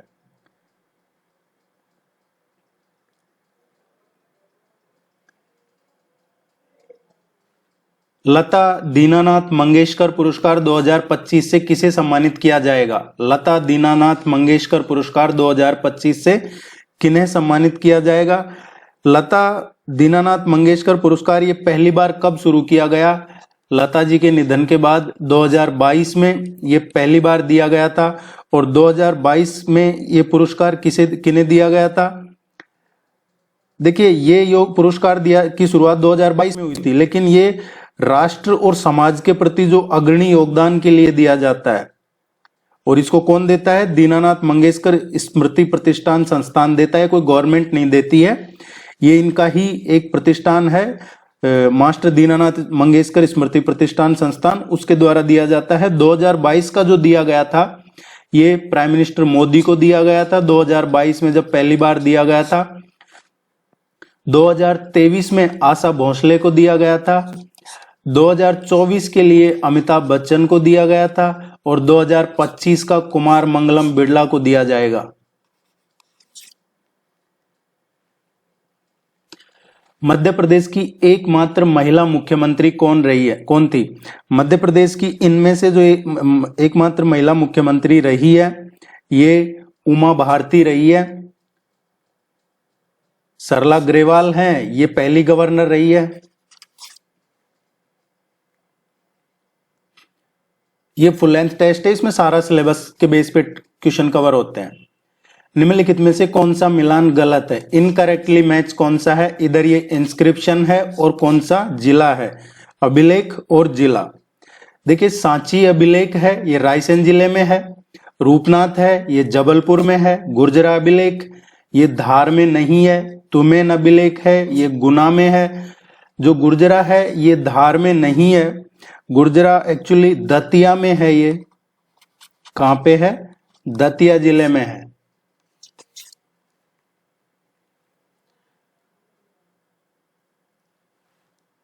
रूप सिंह बैस का संबंध किस खेल से है?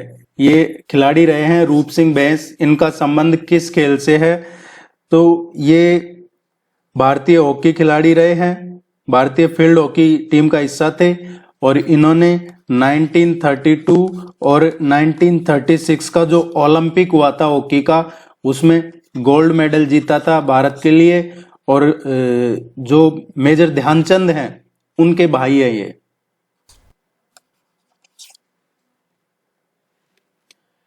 बॉक्साइट का उपयोग किस उद्योग में होता है? बॉक्साइट का यूज है ये कौन से उद्योग में किया जाता है? बॉक्साइट का उपयोग कई उद्योगों में किया जाता है, जैसे रासायनिक उद्योग है, या फिर आग रोकने के लिए, या फिर सीमेंट उद्योग है, स्टील उद्योग है, पेट्रोल उद्योग है, या फिर जो रसायन है उसमें एल्यूमिना के साथ बॉक्साइट का यूज करके और एल्यूमिनियम के जो रसायन निर्माण है वो किए जाते हैं।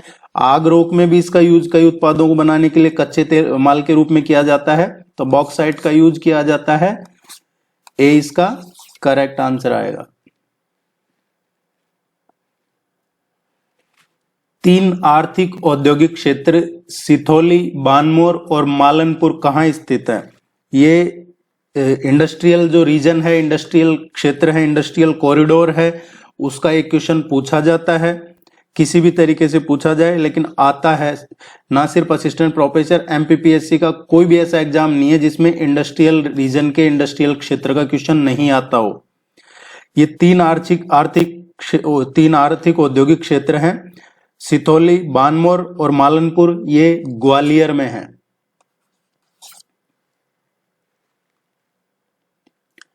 निम्नलिखित प्रकार की मेमोरी को डेटा ट्रांसफर गति के आधार पर बढ़ते क्रम में व्यवस्थित करना है। बढ़ते क्रम में व्यवस्थित करना है, तो इसका जो करेक्ट आंसर आएगा,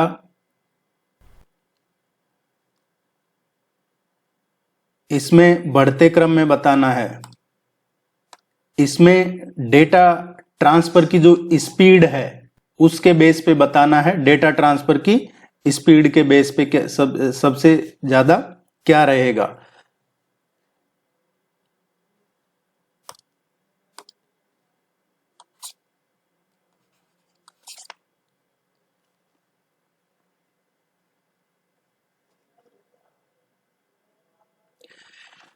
आठवीं शताब्दी के अंत से 10वीं शताब्दी तक मालवा पर किस राजवंश का शासन था? 8वीं शताब्दी के अंत से और 10वीं शताब्दी तक मालवा पे किस राजवंश का शासन रहा है? तो ये राष्ट्रकूट राजवंश का शासन रहा है इस टाइम पीरियड में। 2011 की जनगणना के अनुसार मध्य प्रदेश के किन जिलों में न्यूनतम ग्रामीण जनसंख्या वृद्धि दर समान थी? लगभग समान थी। जो न्यूनतम ग्रामीण जनसंख्या वृद्धि दर है वो समान थी। किन जिलों में थी ये? मंदसौर और नरसिंहपुर, यहां पे न्यूनतम ग्रामीण जनसंख्या वृद्धि दर है ये लगभग समान थी। आप वीडियो को लाइक कीजिएगा, चैनल को सब्सक्राइब कर लीजिएगा। इस नंबर पे कांटेक्ट कर सकते हैं, अभी 50% का इसमें डिस्काउंट चल रहा है। All the very best, good luck, thank you very much.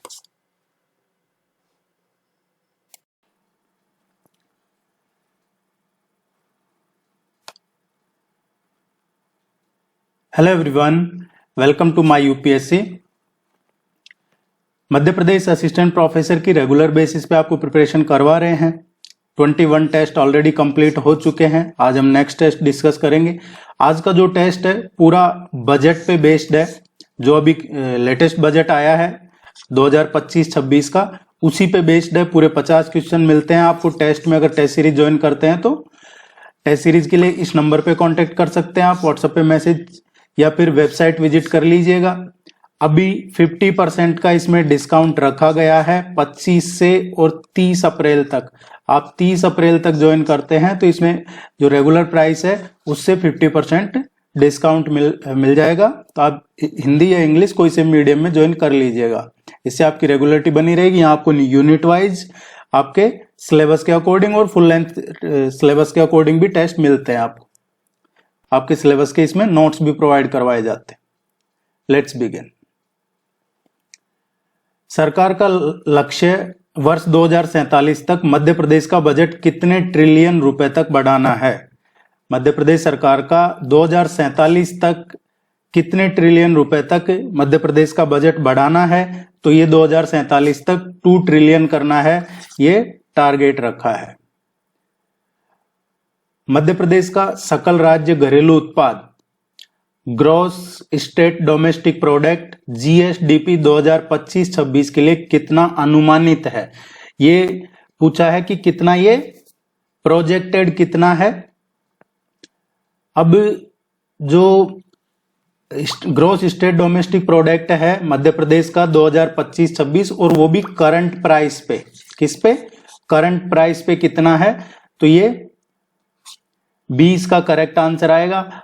अब हमसे पूछा जा सकता है इसमें कि 2024-25 के कंपैरिजन में ये जो ग्रॉस स्टेट डोमेस्टिक प्रोडक्ट है सकल राज्य घरेलू उत्पाद, इसमें कितनी वृद्धि हुई है, इसमें कितना ग्रोथ हुआ है? तो 2024-25 के कंपैरिजन में 25-26 में जो राज्य का सकल घरेलू उत्पाद है इसमें 13% का ग्रोथ हुआ है, 13% की वृद्धि हुई है 2025-26 में एज कंपेयर टू 2024-25। 2025-26 में मध्य प्रदेश का राजस्व अधिशेष रेवेन्यू सरप्लस कितना अनुमानित है? रेवेन्यू सरप्लस का पूछा है।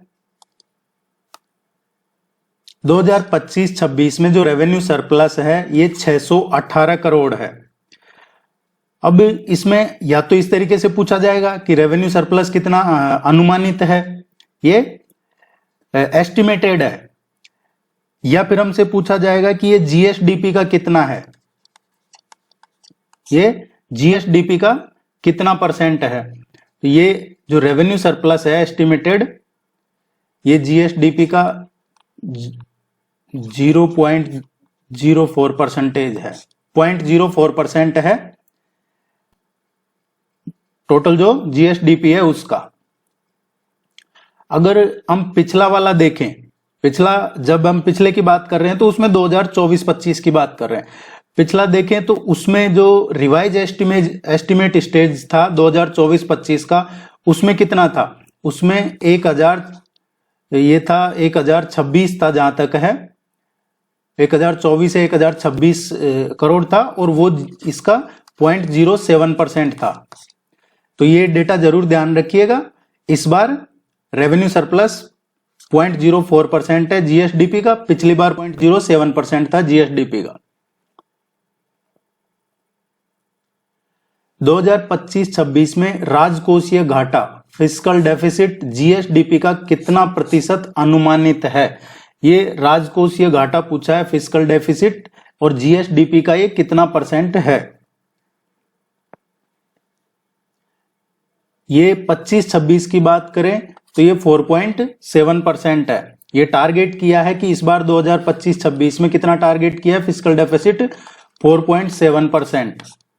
अब पिछले वाले की बात करें रिवाइज की, जो रिवाइज एस्टिमेट था 2024-25 का, उसमें कितना एक्सपेक्ट किया गया था?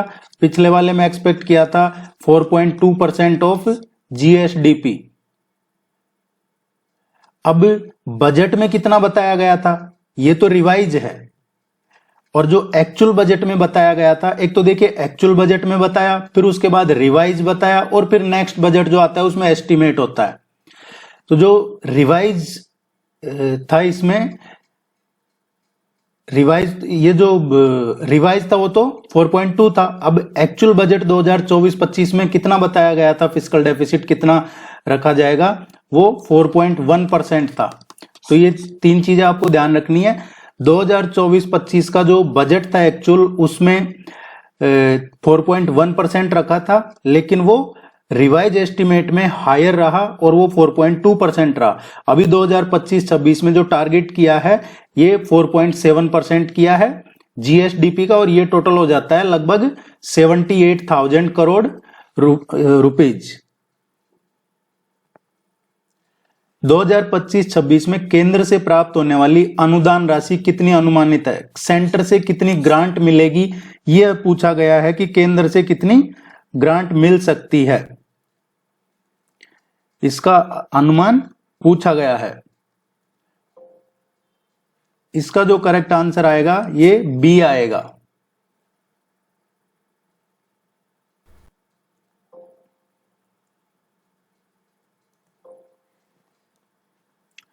अब इसका जो संशोधित देखा जाए 2024-25 का जो संशोधित अनुमान था वो कितना था पिछले वाले से? इस बार 13% ज्यादा है। इस बार के बजट में माना है कि पिछले वाले से हमें 13% ज्यादा मिलने के उम्मीद है।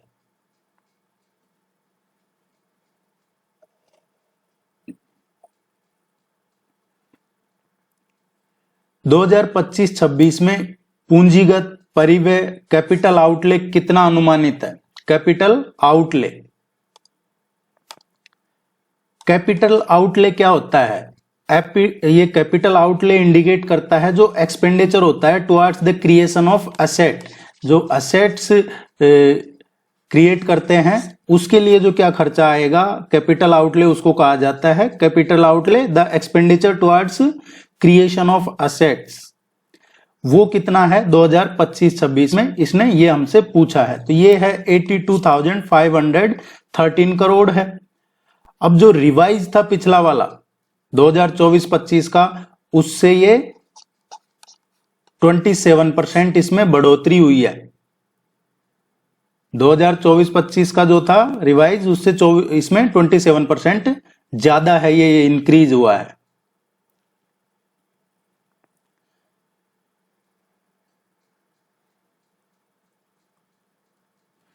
मुख्यमंत्री लाडली बहना योजना के लिए 2025-26 में कितनी राशि आवंटित की गई है?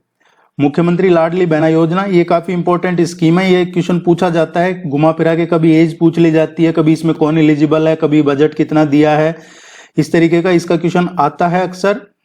अब इसमें 2025-26 के लिए जो बजट दिया है ये 18,669 करोड़ रुपए का दिया है। और जो रेवेन्यू रिसीट है टोटल उसका कितना है? ये जो रेवेन्यू रिसिप्ट होगा सरकार को, उसका 6.4% इस स्कीम में जाएगा। सरकार के पास जो पैसा आएगा उसका 6.4% इसमें जाएगा, जो अलॉट किया है 18,669।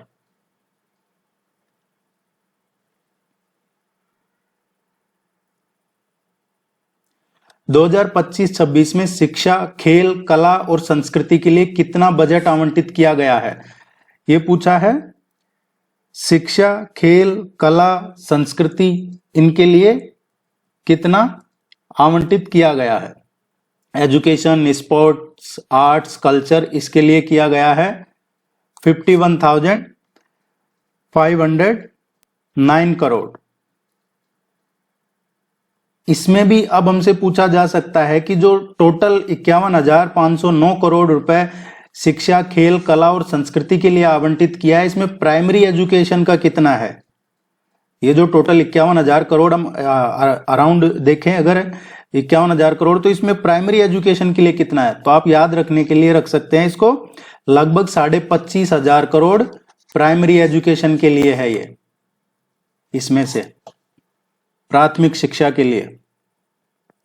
देखिए आप वीडियो को लाइक नहीं करते हैं, आपसे रिक्वेस्ट है आप वीडियो को लाइक कीजिएगा प्लीज, चैनल को सब्सक्राइब कर लीजिए। आपकी कोई भी क्वेरी है कमेंट सेक्शन में पूछ लिया कीजिए, वेबसाइट विजिट कर लीजिएगा टेस्ट सीरीज के लिए, या इस नंबर पे कांटेक्ट कर लीजिए। 50% का अभी इसमें डिस्काउंट चल रहा है, यहाँ से आपको रेगुलरिटी बनी रहेगी, रेगुलर बेसिस पे टेस्ट मिलते हैं, वीक में कम से कम 4-5 टेस्ट आपको मिलते हैं यहाँ से, और साथ में नोट्स भी मिलते हैं इंडिविजुअल टॉपिक पे, इंक्लूडिंग करंट अफेयर्स, आईसीटी सबके। 2025-26 में जल जीवन मिशन के लिए कितनी राशि आवंटित की गई है? जल जीवन मिशन के लिए कितनी राशि आवंटित की गई है? तो जल जीवन मिशन के लिए 17,136 करोड़ रुपए आवंटित किए गए हैं। और ये राशि जो राष्ट्रीय ग्रामीण पेयजल मिशन है उसके लिए है। किसके लिए है? जो राष्ट्रीय ग्रामीण पेयजल मिशन है उसके लिए है।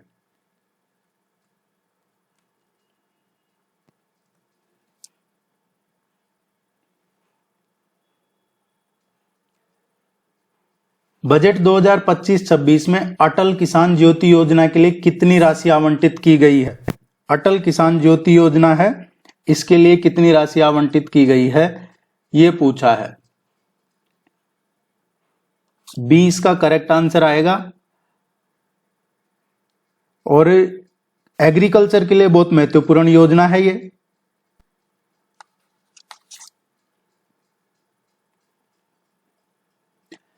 दो 2023-24 में मध्य प्रदेश की प्रति व्यक्ति जीएसडीपी कितनी अनुमानित थी? देखिए, जो 2024-25 था उसमें प्रति व्यक्ति जो जीएसडीपी थी उसका पूछा है हमसे कि ये कितनी अनुमानित थी। अभी का तो आया नहीं है, अभी जो लेटेस्ट है इस बजट में जो आया है वो 2023-24 का ही बताया गया है। ये एस्टिमेट की गई थी पर कैपिटा करंट प्राइस पे 1,56,381 रुपीज। अब ये तो है 23-24 का कि 23-24 में पर कैपिटा जो जीएसडीपी है करंट प्राइस पे वो कितना था, तो 1,56,381 रुपए। अब अगर हमसे पूछा जाए 22-23 में कितना था, 22-23 में ये कितना था, तो 22-23 के कंपैरिजन में ये इसमें 8% की बढ़ोतरी हुई है, 8.1% की इसमें बढ़ोतरी हुई है। जो 22-23 में था उससे 8% की इसमें 8.1% की बढ़ोतरी हुई है। 2025-26 बजट 2025-26 में मध्य प्रदेश का कुल राजस्व प्राप्ति कितनी अनुमानित है? मध्य गवर्नमेंट को कितना राजस्व मिलने का अनुमान है, ये पूछा गया है इस बजट में हमसे। टोटल जो रेवेन्यू रिसीट है 2025-26 के लिए उसका एस्टिमेशन है दिस वन 2,90,879 करोड़। अब ये तो 25-26 का है, 2024-25 में कितना था, तो 2024-25 के कंपैरिजन में इसमें 11% की बढ़ोतरी हुई है इस बार के बजट में, कि पिछले बार से 11% ज्यादा पैसा सरकार को मिलेगा इस बार, ये इन्होंने एस्टिमेट किया है।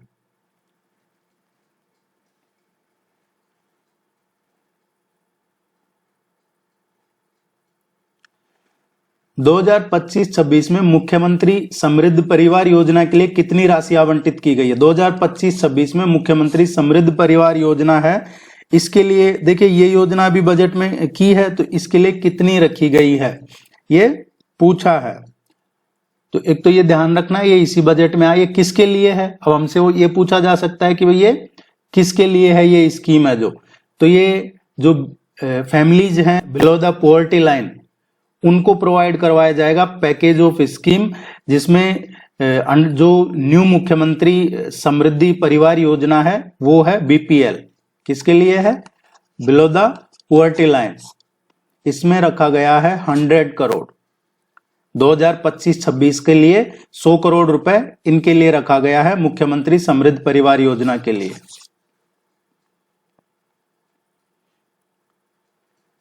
दो 2025-26 में मध्य प्रदेश का स्टेट जीएसटी राजस्व कितना अनुमानित है? जो स्टेट का जीएसटी है उसमें मध्य प्रदेश को कितना राजस्व मिलने का अनुमान है, ये पूछा है। इसमें जो मिलने का अनुमान है स्टेट जीएसटी टोटल इसमें 42,140 करोड़ मिलने का अनुमान है, और पिछली बार के कंपैरिजन में स्टेट जीएसटी 12% ज्यादा मिलने का अनुमान है इस बार। 2024-25 के कंपैरिजन में 25-26 में मध्य प्रदेश राज्य का जो स्टेट जीएसटी है वो 12% ज्यादा मिलने का अनुमान है। 2025-26 में बिक्री कर वैट से कितना राजस्व अनुमानित है? वैट से कितना राजस्व आने का अनुमान है ये पूछा है। तो वैट से इस बार जो राजस्व आने का अनुमान है 22,698 करोड़ रुपए, इससे वैट से वैल्यू एडेड टैक्स या बिक्री कर इससे आने का अनुमान है, और ये इसमें भी 18% वृद्धि दिखाता है कि पिछली बार से 18% ज्यादा मिलेगा सेल टैक्स जिसे कहते हैं, सेल टैक्स वेट 2025-26 में प्रतिबद्ध व्यय कमिटेड एक्सपेंडिचर कितना अनुमानित है। कमिटेड एक्सपेंडिचर का पूछा है कि ये कमिटेड एक्सपेंडिचर कितना अनुमानित है। अब हमको सबसे पहले तो ये देखना होगा कि ये कमिटेड एक्सपेंडिचर होता क्या है।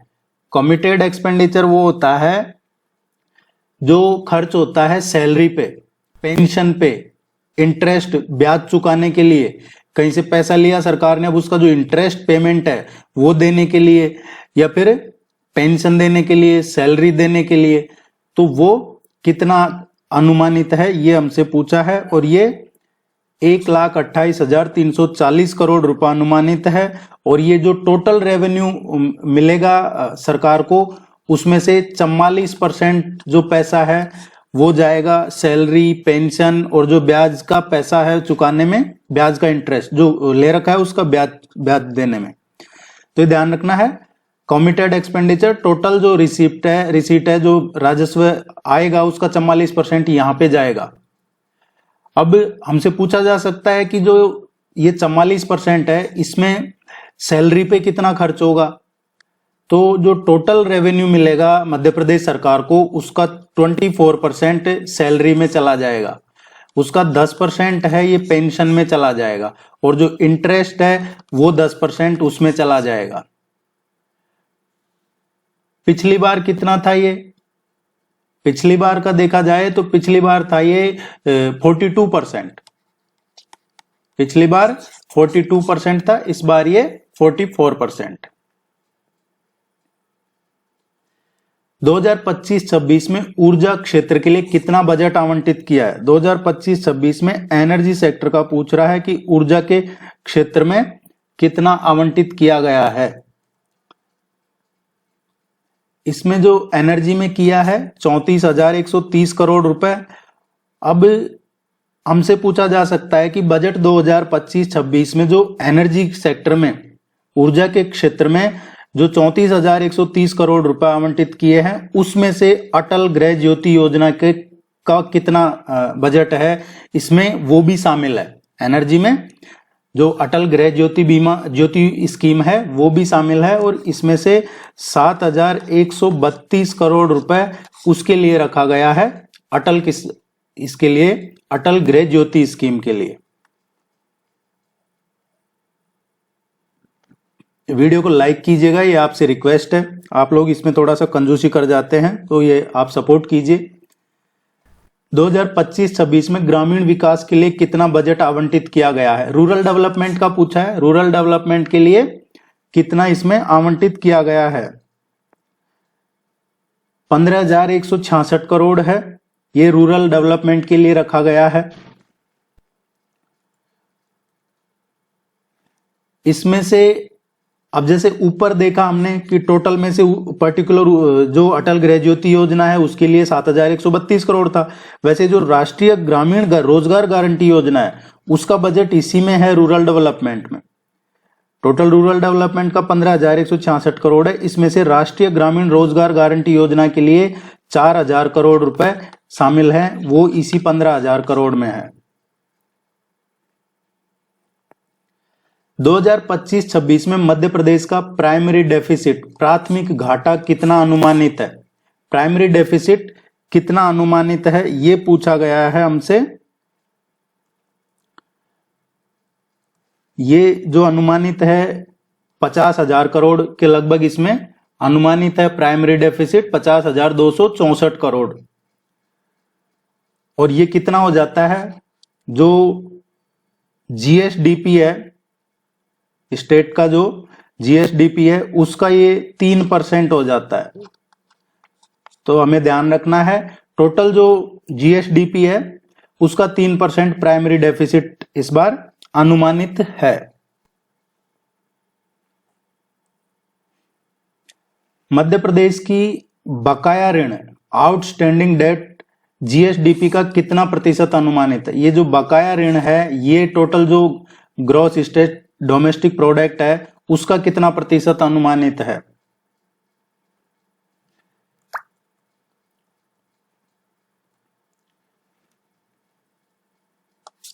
ये 31.3 है। आउटस्टैंडिंग डेट है, ये क्या है, ये एक्यूमुलेशन होता है, जो टोटल बोरोइंग है एक किसी भी फाइनेंशियल ईयर में, जो टोटल बोरोइंग है वो है ये outstanding date. Outstanding date is the accumulation of total borrowing at the end of financial year. अब इसमें रखा है 2025-26 के लिए एस्टिमेट किया है 31.3% जीएसडीपी का, जबकि पिछली बार कितना था ये 24-25 में, ये 30.7% था। तो इस बार ये ज्यादा है पिछली बार के कंपैरिजन में। 2025-26 में मुख्यमंत्री कृषक उन्नति योजना के लिए कितनी राशि आवंटित की गई है? मुख्यमंत्री कृषक उन्नति योजना के लिए कितनी राशि आवंटित की गई है?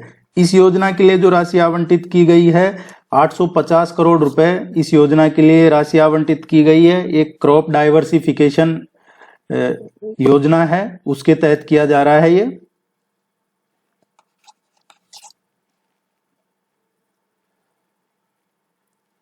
दो 2025-26 में मध्य प्रदेश ने शिक्षा पर अपने कुल व्यय का कितना प्रतिशत आवंटित किया है? एजुकेशन पे कितना बजट रखा है इस बार? तो इसमें दो तीन चीजें हैं।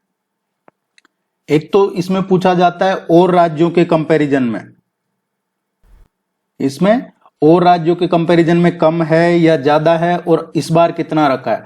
तो देखिए, हम एजुकेशन की बात करें तो एजुकेशन पे इस बार जो रखा है हम देख लेते हैं, इसको यहां से एक क्वेश्चन पूछा जाता है अक्सर। एजुकेशन पे 13.8% अलॉट किया है। अगर हम हेल्थ की बात करें तो 6.4% है इस पे, स्वास्थ्य पे, हेल्थ पे। रूरल डेवलपमेंट का बात करें तो हम 4.1% टोटल बजट का, ये 4.1% रूरल डेवलपमेंट पे रखा है। एनर्जी पे 9.2% एनर्जी पे रखा है। तो ये कुछ इंपॉर्टेंट सेक्टर है जहां का पूछा जा सकता है। इरिगेशन पे रखा है, तो इरिगेशन पे कितना रखा है 4.6%। ये चारों पांचों आपको याद रखने ही पड़ेंगे, यहां से पूछा जाता है एक क्वेश्चन। शिक्षा पे 13.8%, हेल्थ पे 6.4% टोटल बजट का, रूरल डेवलपमेंट पे 4.1%, एनर्जी पे 9.2% और इरिगेशन पे 4.6%। अब हम देखते हैं comparison to states, other states जो कितना है। तो जो एवरेज एलोकेशन था एजुकेशन पे बाकी राज्यों का, पिछला वाला डेटा है, क्योंकि ऐसा तो है नहीं कि मध्य प्रदेश का बजट जैसे 13 फरवरी को आ गया तो किसी दूसरे राज्य का भी 13 को आ जाएगा, या मध्य प्रदेश का 15 को आ गया तो किसी दूसरे का भी 15, आगे पीछे आते रहते हैं, पूरे मंथ चलता है इनका स्टेट का। तो पिछला जो था 2024-25 में जो एवरेज था बाकी राज्यों का, वो एजुकेशन पे कितना था 15% था सभी राज्यों का मिला के, और जो एवरेज निकाला जाए तो एजुकेशन पे 15% था, और मध्य प्रदेश ने इस बार एजुकेशन पे 13.8% रखा है। हेल्थ में मध्य प्रदेश ने इस बार 6.4% रखा है। अब बाकी राज्यों का जो पिछली बार का एवरेज है हेल्थ का वो 6.2% है। ये रूरल डेवलपमेंट का देखा जाए तो एवरेज बाकी राज्यों का है 2024-25 का वो 5.1% आता है, 5.1%। मध्य प्रदेश का 4.1 है। एनर्जी का मध्य प्रदेश ने 9.2 रखा है, जबकि बाकी राज्यों का देखा जाए एवरेज तो वो 5% आता है। तो इस तरीके से हमें ये ध्यान रखना है ये चीजें। जल आपूर्ति और स्वच्छता पर कितना आवंटन किया है? अब ये पूछा हमसे वाटर सप्लाई और सैनिटेशन पे। वाटर सप्लाई और सैनिटेशन पे मध्य प्रदेश ने जो टोटल मध्य प्रदेश का बजट है उसका 5.4% रखा है वाटर सप्लाई एंड सैनिटेशन, जल आपूर्ति और स्वच्छता पे। अब इसमें एवरेज देखा जाए बाकी राज्यों का कितना है, तो बाकी राज्यों का एवरेज पिछला देखा जाए तो बाकी राज्यों ने पिछली बार अपने जो टोटल बजट है उसका 2.5% ही वाटर सप्लाई और सैनिटेशन पे रखा था। अब ये आवंटन कितना किया गया है मध्य प्रदेश ने इसमें जल आपूर्ति और स्वच्छता पे, तो ये 20,124 करोड़ किया है। और पिछले की कंपैरिजन किया जाए, पिछला बजट मध्य प्रदेश का, उसके कंपैरिजन में ये 47% ज्यादा है। इस बार जो आवंटन किया है जल आपूर्ति और स्वच्छता पे तो ये 47% ज्यादा है। और इसकी एक वजह जो ERCP है, ये प्रोजेक्ट है जो चंबल वाला, काली सिंध पार्वती, फिर आगे जाके यमुना में, और इसमें मध्य प्रदेश के कई डिस्ट्रिक्ट है, राजस्थान के कई डिस्ट्रिक्ट है, तो इसीलिए भी ये बजट बड़ा होगा। सी इसका करेक्ट आंसर है। 2023-24 में मध्य प्रदेश की अर्थव्यवस्था में कृषि क्षेत्र का योगदान कितना था? 23-24 का ही डेटा है, लेटेस्ट यही है, तो आप 23-24, 22-23 जो भी देखे वो लेटेस्ट डेटा ही है, ये मान के चलिए अभी जो हम करवा रहे हैं आपको। मध्य प्रदेश की अर्थव्यवस्था में एग्रीकल्चर का कंट्रीब्यूशन कितना था, ये पूछा है हमसे। देखिए 2023-24 में एग्रीकल्चर, मैन्युफैक्चरिंग और इसके अलावा ये 3 सेक्टर है जहां जो पूछे जाते हैं अक्सर, एग्रीकल्चर, मैन्युफैक्चरिंग और सर्विस सेक्टर। इसका कंट्रीब्यूशन कितना रहा है? इसमें 23-24 में जो एग्रीकल्चर का रहा है ये 46% रहा है, 46% रहा है। अगर हम मैन्युफैक्चरिंग की बात करें तो मैन्युफैक्चरिंग का 18% रहा है इसमें, और सर्विस सेक्टर का 36% रहा है। तो ये डेटा आपको ध्यान रखने हैं। 23-24 में एग्रीकल्चर का कंट्रीब्यूशन था 46%, जो मैन्युफैक्चरिंग है उसका 18%, और सर्विस सेक्टर जिसको सेवा क्षेत्र कहते हैं, मैन्युफैक्चरिंग विनिर्माण और एग्रीकल्चर कृषि क्षेत्र।